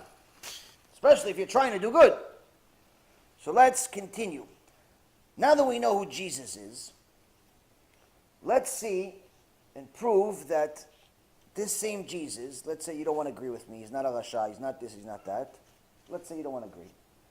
Let's confirm that regardless of who you think Jesus is, regardless, part B, you still have no reason and no leg to stand on if you believe in the New Testament. Why? Because the New Testament is not from God. The New Testament claims to be a continuation of the Old Testament, aka Torah. Now, in order for it to be a continuation, that means they must agree with each other. They cannot contradict each other. Now, there's something called a postulate. A postulate means that you are going to have, there's certain things that everyone agrees on. Everyone agrees on. Whether you're Christian or Jew, you have to agree to this. So, example of a few postulates. Rabbi Tovia Singer is an expert in this field, and he talks about this. This is where I learned this specific part from. And he says, everyone agrees, Christian or Jew, that it's possible, that the New Testament and the Old Testament, meaning the Torah, being the Old Testament, or how we like to call it, the only Testament, and the New Testament, it's possible that they're both right. It's possible. Statistically, it's possible that they're both right. It's also, that's a postulate, meaning everyone agrees to that. You have to agree that it's possible. Even if there's a 1% chance, it's possible. 2, everyone agrees that it's possible that the Torah is right and the New Testament is wrong. everyone agrees that it's possible for the Torah to be right and the New Testament to be wrong. It's possible. Why? Torah came first. Before Christianity was born, there was only Judaism or idol worship. There was no other form of Judaism. There wasn't conservative reform, Chabad, Breslev. There wasn't any of that stuff. It was Judaism, and then there was idols. Then there was Christianity, and then 80,000 other religions were born after that. Point is that at that moment, before Christianity was born, everyone agrees Judaism was definitely right. Before Christianity was born, everyone agrees Judaism was definitely the right place to be. Why? Because it cannot be that the New Testament that started Christianity is right while Judaism is wrong. That's the last one. It's not possible for the New Testament to be right and Judaism be wrong. Why? Because you can't be a continuation that's valid while your foundation is wrong. You can't have a happy meal if the foundation that you put all the seasoning on is rotten food. Cannot be. So it can be that the Torah is right and the New Testament wrong, but it cannot be otherwise. It cannot be New Testament right and Torah wrong. That is a postulate. That means everyone must agree to it. Whether you like me, don't like me, you like Jews, you hate Jews, it doesn't make a difference. Everyone must agree to this. This is a given. This is common sense. Fine. Now, let's prove that the Torah we already know from previous lectures is divine. How do we know it's divine?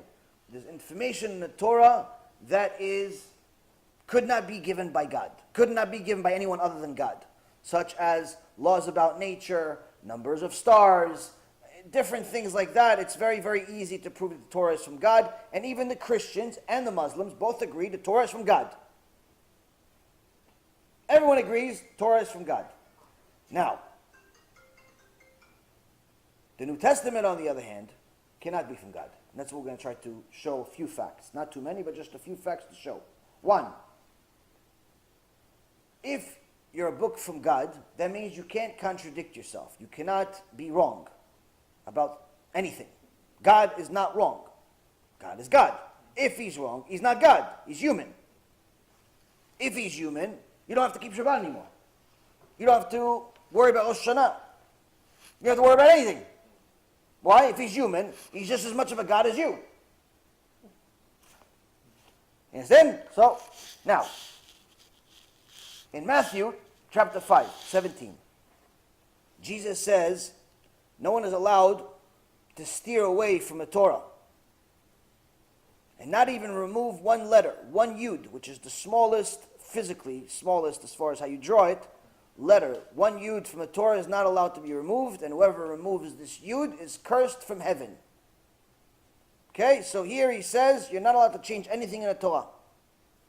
Whatever is written in the Torah, the aka Old Testament, is eternal, which is what the Torah says about itself. Problem, he later on says, I'm above Shabbat. He later on says things that are against the Torah throughout the entire New Testament. He contradicts the Torah. As a matter of fact, Christians today keep nothing from the Torah except one law. One law that's actually, according to the Torah, since we do not have the Beit HaMikdash, is no longer an obligation. What is it? Give money. It's the only law in the entire Torah, the tithe, the maaser, is the only law that Christianity keeps from the Torah. Everything they give, Christians give maaser much more than Jews do. Let's not mistake ourselves. Every Christian that attends church, if you don't give maaser, they don't even come to church. There was one rabbi that had a meeting with apparently he has a friend that's leads a church. And he says that the rabbi was complaining. He wrote an article about this. He was complaining that they're having financial problems. This big keilah, they're having financial problems. And the priest or pastor or whatever he is says to them, yeah, no problem, you'll probably fix it at the end of the month though. So the rabbi writes, he says, I thought maybe you know something about my own keilah, I didn't know. So I asked him, what makes you think that I'll fix this big financial problem, big money problem, by the end of the month? He goes, well, isn't that when you're going to get the maaser from your entire keilah? And the rabbi says, what do you mean from the entire keilah? He says, don't you get maaser from everyone in the keilah? You have 1,000 members, don't you get maaser from everyone? He goes, no, not exactly. So the priest thought, he goes, oh yeah, us too, we also have like 2% of people don't give. Meaning 98% give maaser. The rabbi was embarrassed to write, in my keilah, only 2% give maaser. And this is a reality. This is a reality. That's the mitzvah from the Satan. Why? They're going to keep maaser like robots. Give money, give money, give money, give money, give money. Shabbat, no thank you. Midot, no thank you. Tarat mishpacha, no thank you. Kosher food, no thank you. Modesty, no thank you. Nothing. Everything else, it's not relevant anymore. Jesus said it's not relevant anymore. It's obsolete. He died for it. So here you see contradiction. Continues. There's a lot of material, so let me try to continue.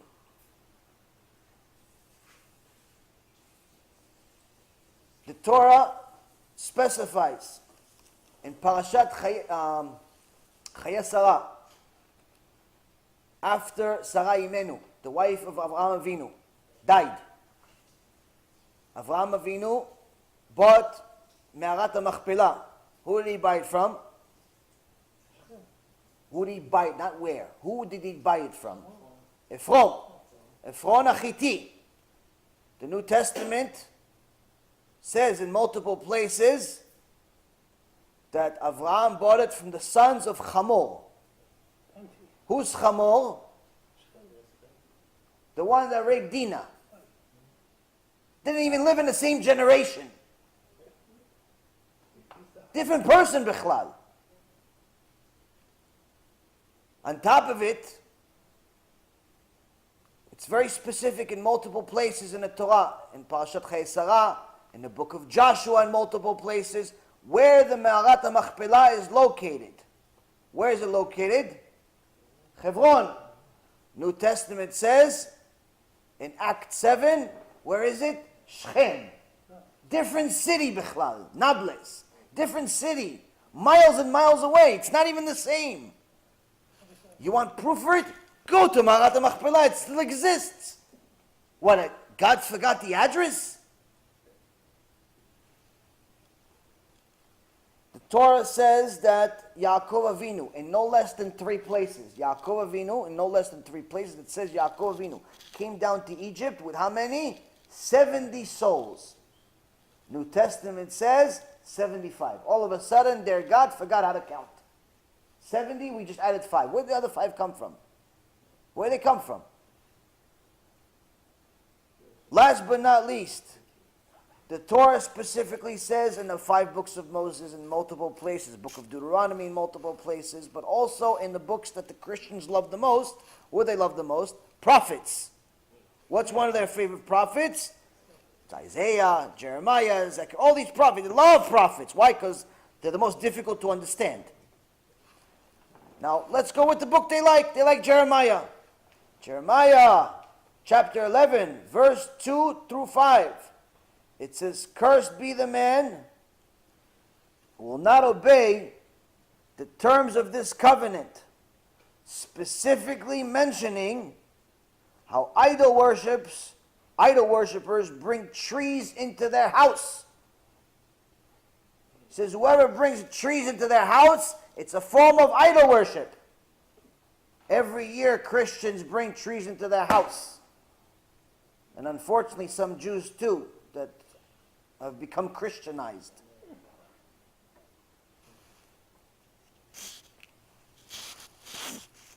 Last but not least, I could give you proofs from here until next year. There's mamash. I have, I don't know, 5, 6 books full of notes. And there's more at home. I'm trying to give you things that I like the most and some things that perhaps weren't mentioned or you haven't heard before. I'm sure you heard of most of them, but not all of them. In the Torah, there's a word called re'em. Re'em is a biblical animal that was like a giant ox / deer. It doesn't exist anymore. It was a giant animal. It's mentioned in the Torah 9 times. 9 times in the Tanakh. Psalms 22, verse 21. Psalm 29, verse 6. Psalm 92, verse 10. The book of Job 39, verse 9 and 10. In Deuteronomy, 5 books of Moses, chapter 33, verse 17. And book of Numbers 23, 22. So both in the 5 books of Moses and beyond. A re'em is a giant animal. The Chazal explains a giant animal that is like a bull or an ox / deer. It's really, really big, says the Midrash says, yes. Midrash says that one time David HaMelech was with his sheep and he thought he was climbing a mountain, but in reality it was this animal. It was this animal. It was a huge, huge animal. It was like a dinosaur. Believe or don't believe, this is what's written in the Torah. It doesn't make a difference to me whether people believe in stuff like this. They think that dinosaurs is like had to live 50 million years ago. That's a conversation for a different time. Point is, it's mentioned in the Torah specifically what this animal looked like, who, what, when, and how.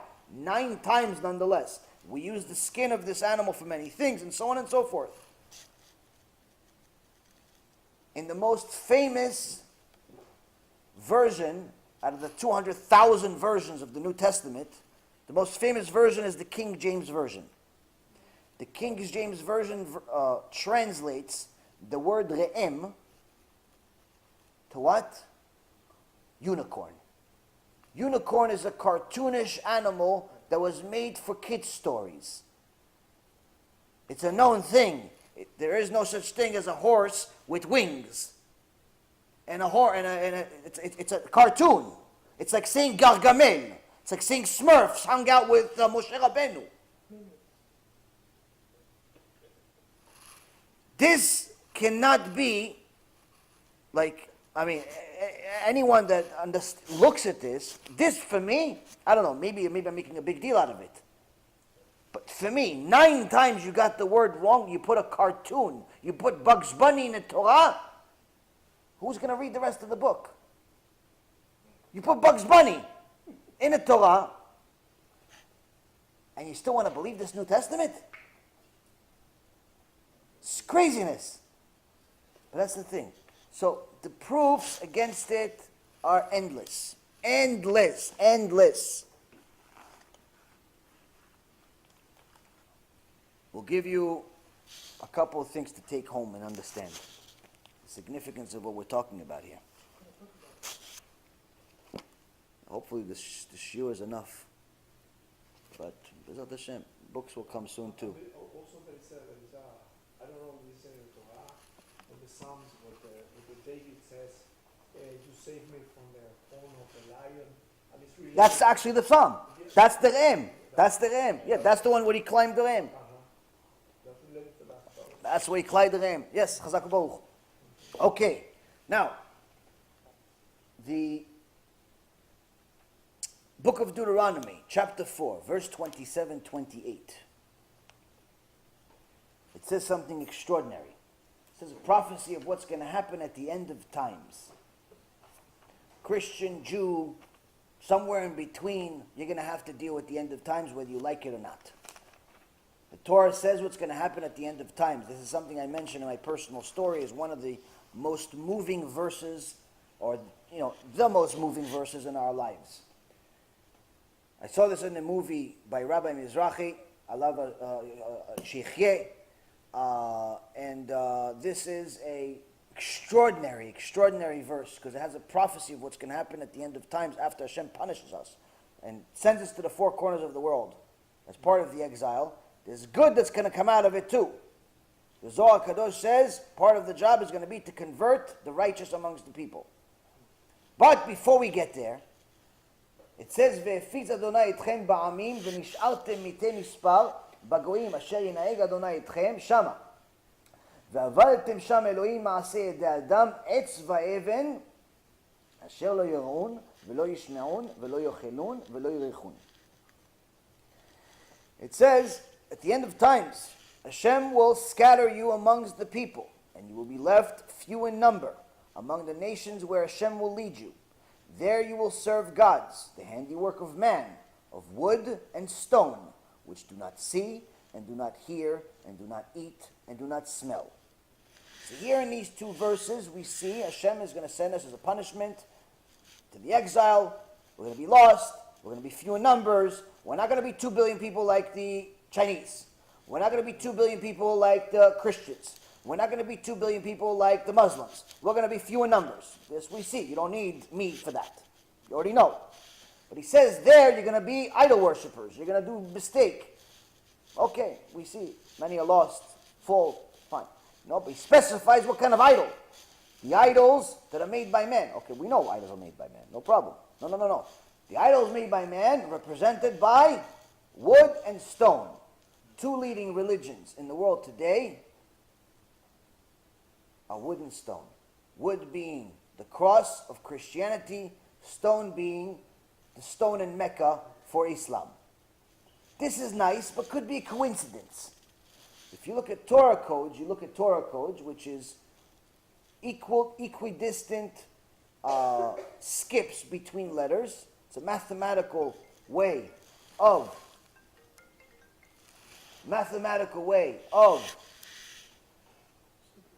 finding secrets in a Torah.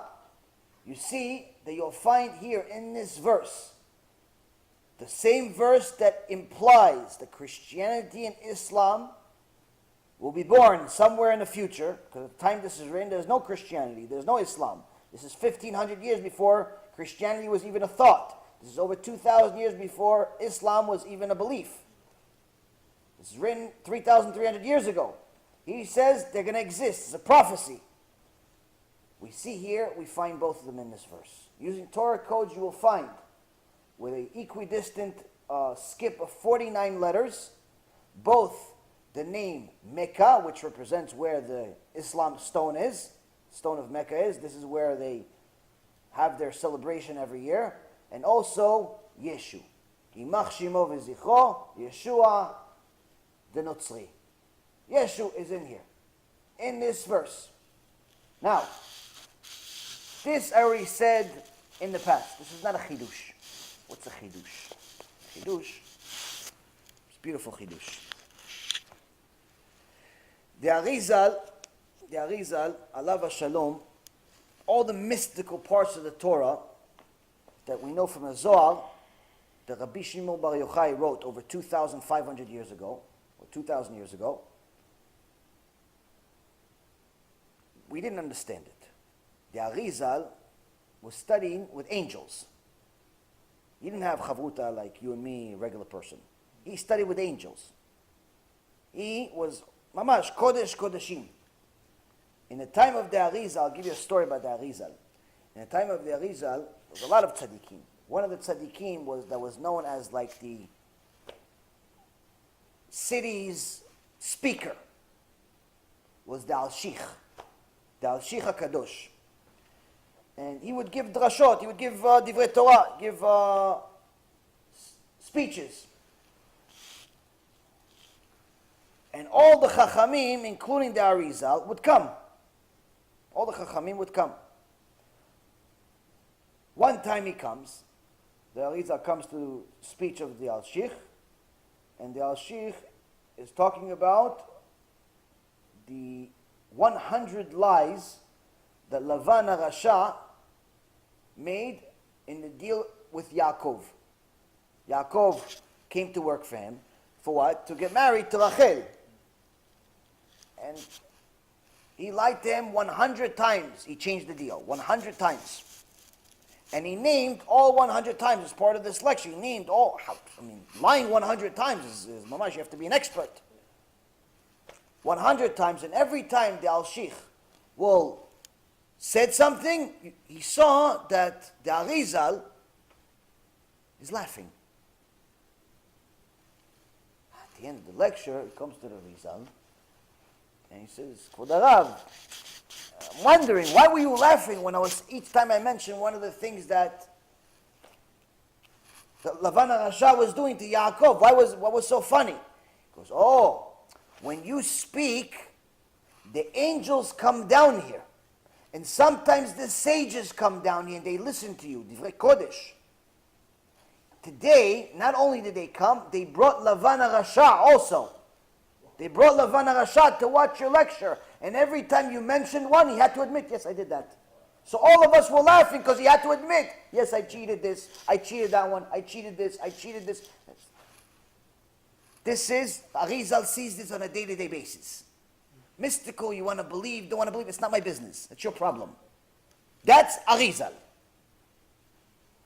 This same Arizal, he had a chidush, and he says, Yeshua Notzri, the one that started Christianity, the one that was a student of Yeshua ben Parachia, he's the Gilgul of Esav.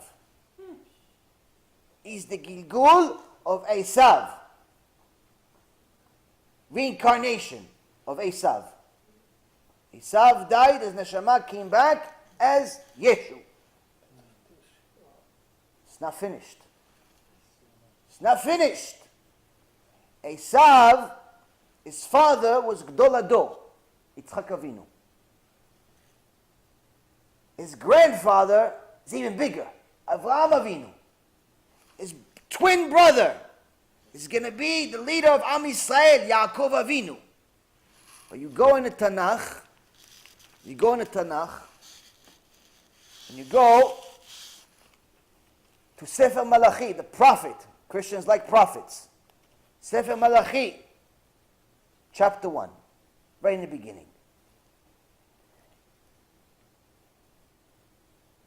Ve'oav et Yaakov ve'et Esav saneti. Chapter 1, verse 2. It says, and I loved Yaakov, Hashem says, and I loved Yaakov, but Esav, I hated him. I hated him. Why? Do you ever hear Hashem saying, I hated Paro? Paro tortured us for years. You ever see Hashem say, I hated Paro? No. You ever see Hashem write, Nebuchadnezzar destroyed Bet HaMikdash, destroyed my house, destroyed the Bet HaMikdash? You ever see Hashem write, Nebuchadnezzar, I hated him? No. No. Esav, I hated him. Why? He knew the truth. His father's Gdol Ador. His grandfather is a bigger. His brother's a tzaddik. Every day he says, I'm going to do tshuva. Every day he says, I'm going to do good, I'm going to do good, I'm going to do good. The next day, Rasha. No tshuva. Esav saneti. Arizal, the Arizal HaKadosh says, Esav, Gilgul, Yeshu. Now I heard a chidush recently by Rabbi Glazerson, who deals with Torah codes. Chidush of the chidushim. He says he uses Torah codes. He says you look at Sefer Bereshit, you look at the book of Genesis, you look at the time, the page, the paragraph, everything. When Esav was born. We're not talking about the entire Torah. We're talking about just exactly mamash when Esav is born. Esav, Yaakov, born. Talks about Esav. It says on that page, you're going to find Esav, but you're also going to find Yeshu. 6 times. That's not enough. You're going to find Yeshu, a Notzri. Not enough. Yeshu, Notzri, Slav, will be crucified. Not enough. His mother, Miriam. All same page within 5-6 verses. Not enough. Gilgul. Esav, Gilgul, Yeshu.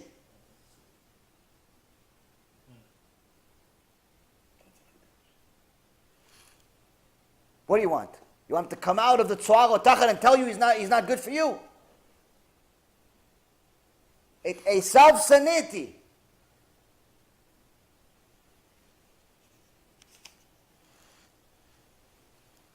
Why are we telling this?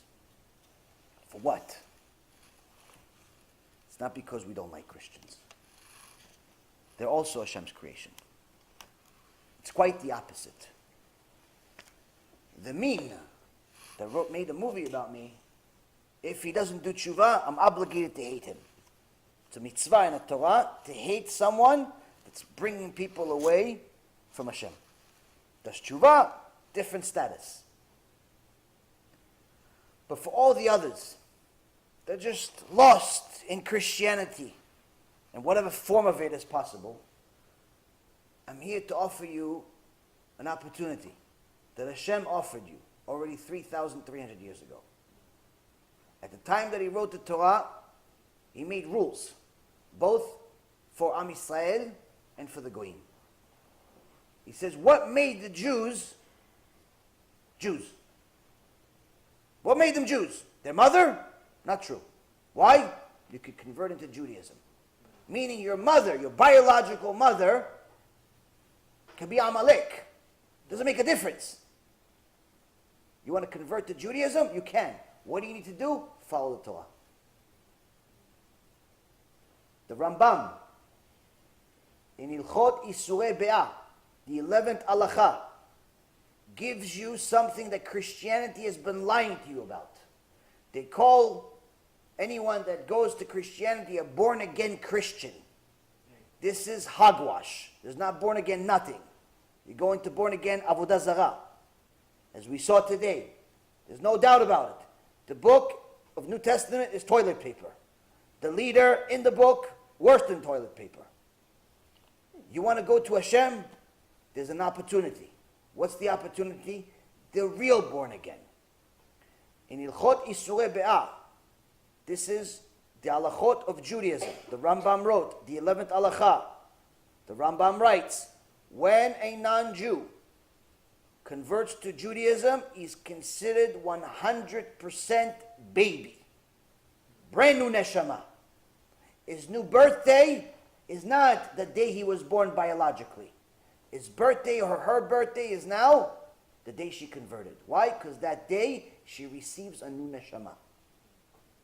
According to all halachot, according to all opinions, a convert is considered 100% a baby, meaning the day she's converted or he converts, they're considered 0 years old. They could be 65 biologically, but according to God, they're 0. Baby, meaning no sins, nothing. You start afresh. You have an opportunity to be brand new.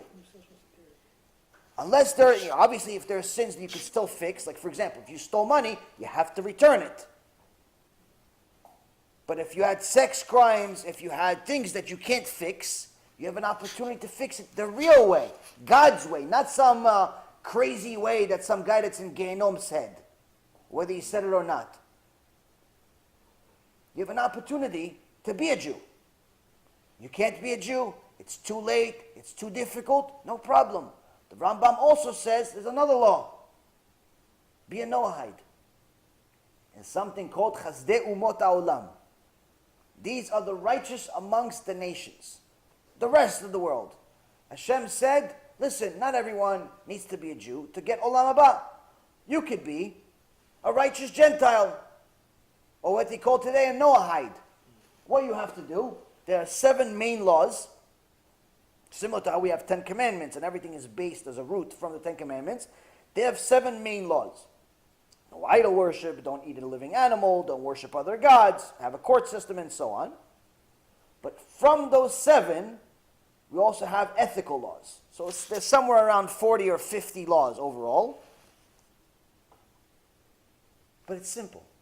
All you got to be is a decent human being because God said it. Not because it makes sense. The Rambam says, Chazdei Umot HaOlam, they are the wise among the nations. Why? Because they're following God's laws, because God said so. But the Gentiles that follow God's laws for no reason, just because it makes sense, not only are they not the wise among the nations, they're actually the fools among the nations.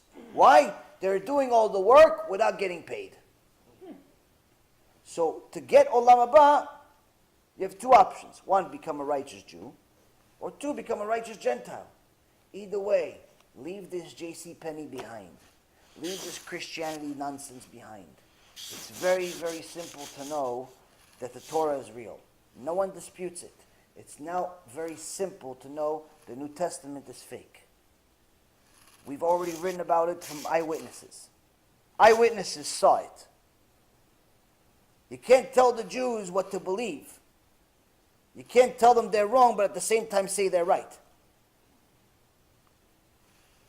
We have a Mishnah here that even J.C. Penney agrees with. He says, anyone who honors the Torah himself is honored. Not only honored in Shamayim, but honored by the people around him. J.C. didn't see that.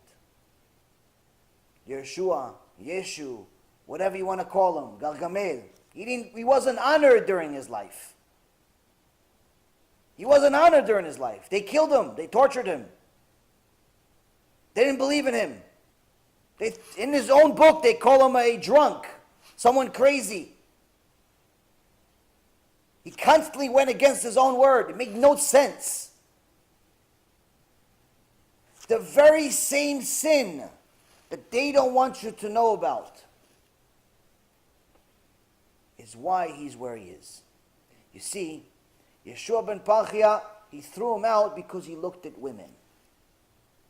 It's a sin. It's against the Torah to look at women. It can lead you to waste seed. It can lead you to make sex crimes. It's not good. It's against God. They don't want you to believe that he's the same Yeshua. The funny thing is that he contradicts himself in his own book that someone wrote, and we don't even know who. He says, if your eye leads you to sin, pluck it out. Well, Yeshua, it's time for you to pluck out your own eyes. Any questions? Yeah, I've been researching a little bit of Buddhism. Yeah. And I see like hundreds of millions of people follow it. Now I know Islam Poor and people. Christianity, it has like almost, I think, 1 billion people also Buddhists. So I know Yeah. Christianity and Islam are mentioned in the Torah and code. Yes, Is we there- said is there- Islam. No, I know, but is Buddhism also mentioned in that pasuk of code? In that same pasuk, not that I know, Actually, but I can Buddha check. started way before Christianity.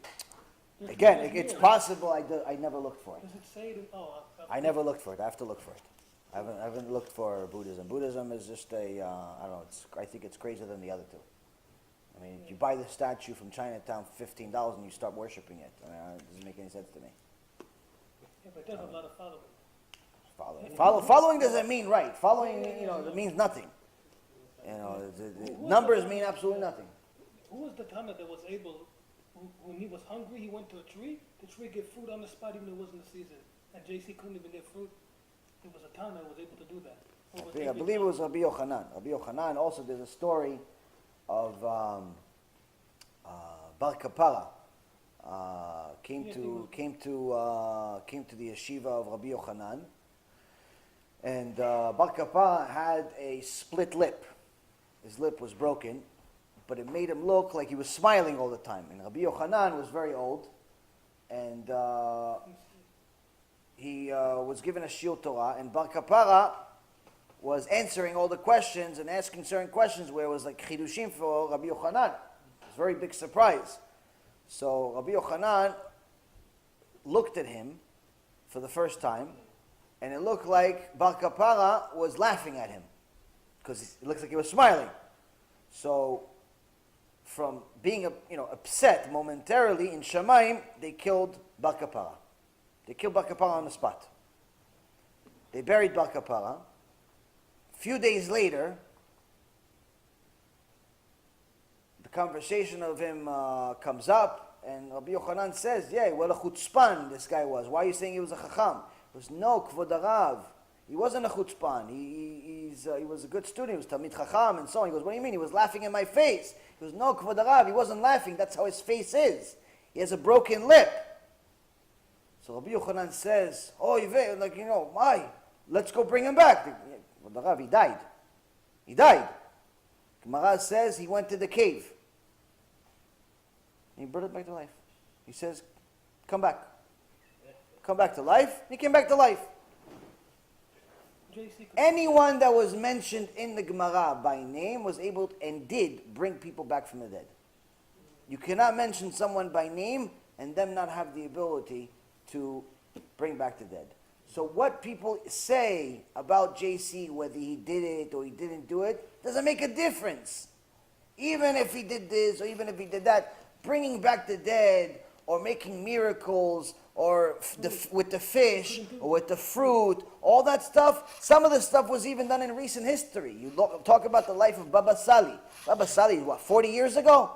Baba Sali, on the spot, there's eyewitnesses.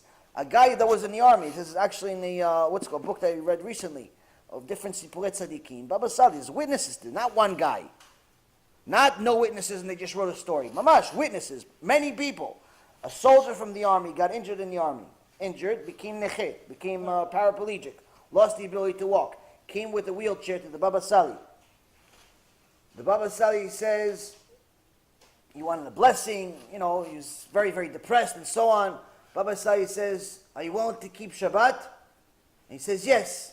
On the spot, he started walking. In front of everyone. On the spot. On the spot. Not you have to go to exercise. Nothing. On the spot, he told him, get up. He got up, he started walking. Baba Sali, 40 years ago. Did Baba Sali say that he's Mashiach? Nothing. These miracles mean nothing. Even it says in the Torah. It says in the Torah, miracles don't mean anything. It doesn't mean you're Mashiach. Doesn't mean you're Mashiach. It means nothing. Not only were the miracles that they say he did not a big deal, not a big deal at all, because many other people did him. Even if he did or he didn't, it doesn't make a difference. It means nothing. There's Sipurei Tzadikim, stuff that actually there's witnesses of that happened 40 years ago, 50 years ago, 100 years ago, 500 years ago, 2,000 years ago. Moshe Rabbeinu, it says in the Torah, no one will be like Moshe Rabbeinu, ever. No one before, no one after. Hashem writes it. God writes it. No one will be like Moshe Rabbeinu. No one will be like Moshe Rabbeinu. No one will be like Moshe Rabbeinu. Split the sea. Miracles after miracles. Food from Shamayim came, not for one day. Not some fish. Man from Shamayim came every day for 40 years. You didn't have to take a shower. You didn't have to change your shoes. You didn't have to go to the bathroom. 40 years. The biggest civilization in the world, the strongest civilization in the world, went from being the strongest, biggest, wealthiest, to begging their slaves to leave. The master became the servant, and the servant became the master. First and only time in history that the slaves became masters. They begged them to leave. They gave them money to leave. Moshe Rabbeinu is the leader. Spoke to God face to face.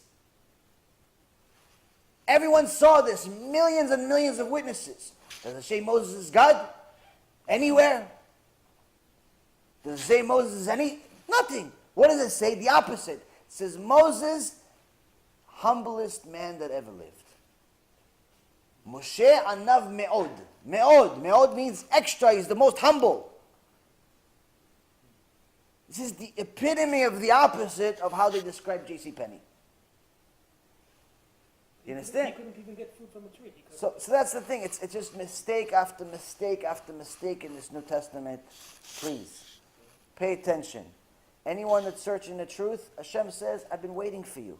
I've been waiting for you. And we'll finish it off with this one verse that for me was very, very special, because it's very tough for people to restart.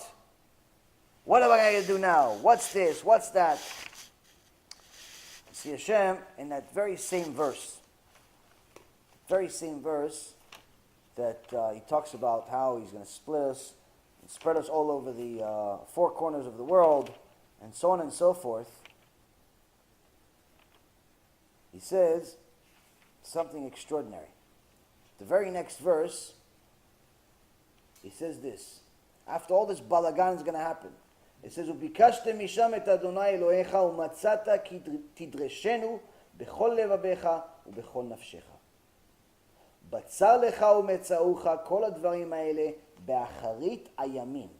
ושבת עד אדוני אלוהיך ושמעת בקולו, כי אל רחום אדוני אלוהיך, לא ירפך ולא ישחיתך, ולא ישכח את ברית אבותיך אשר נשבע להם. From there, you will seek Hashem your God, and you will find him. If you search for him with all of your heart and all of your soul, meaning you search for God, you'll find him. If you didn't find him, that means you haven't searched for him as much as you search for money, as much as you search for different things in the world. If you haven't found the truth, that means you haven't searched enough. But Hashem promises you here, all of mankind. You search for him, you're going to find him. Especially at this time. Why? When you are in distress and all these things have befallen you, at the end of days, specifically talking about now, you will return unto Hashem your God and hearken to his voice.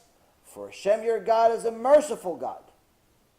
He will not abandon you nor destroy you, and he will not forget the covenant of your forefathers that he swore to them.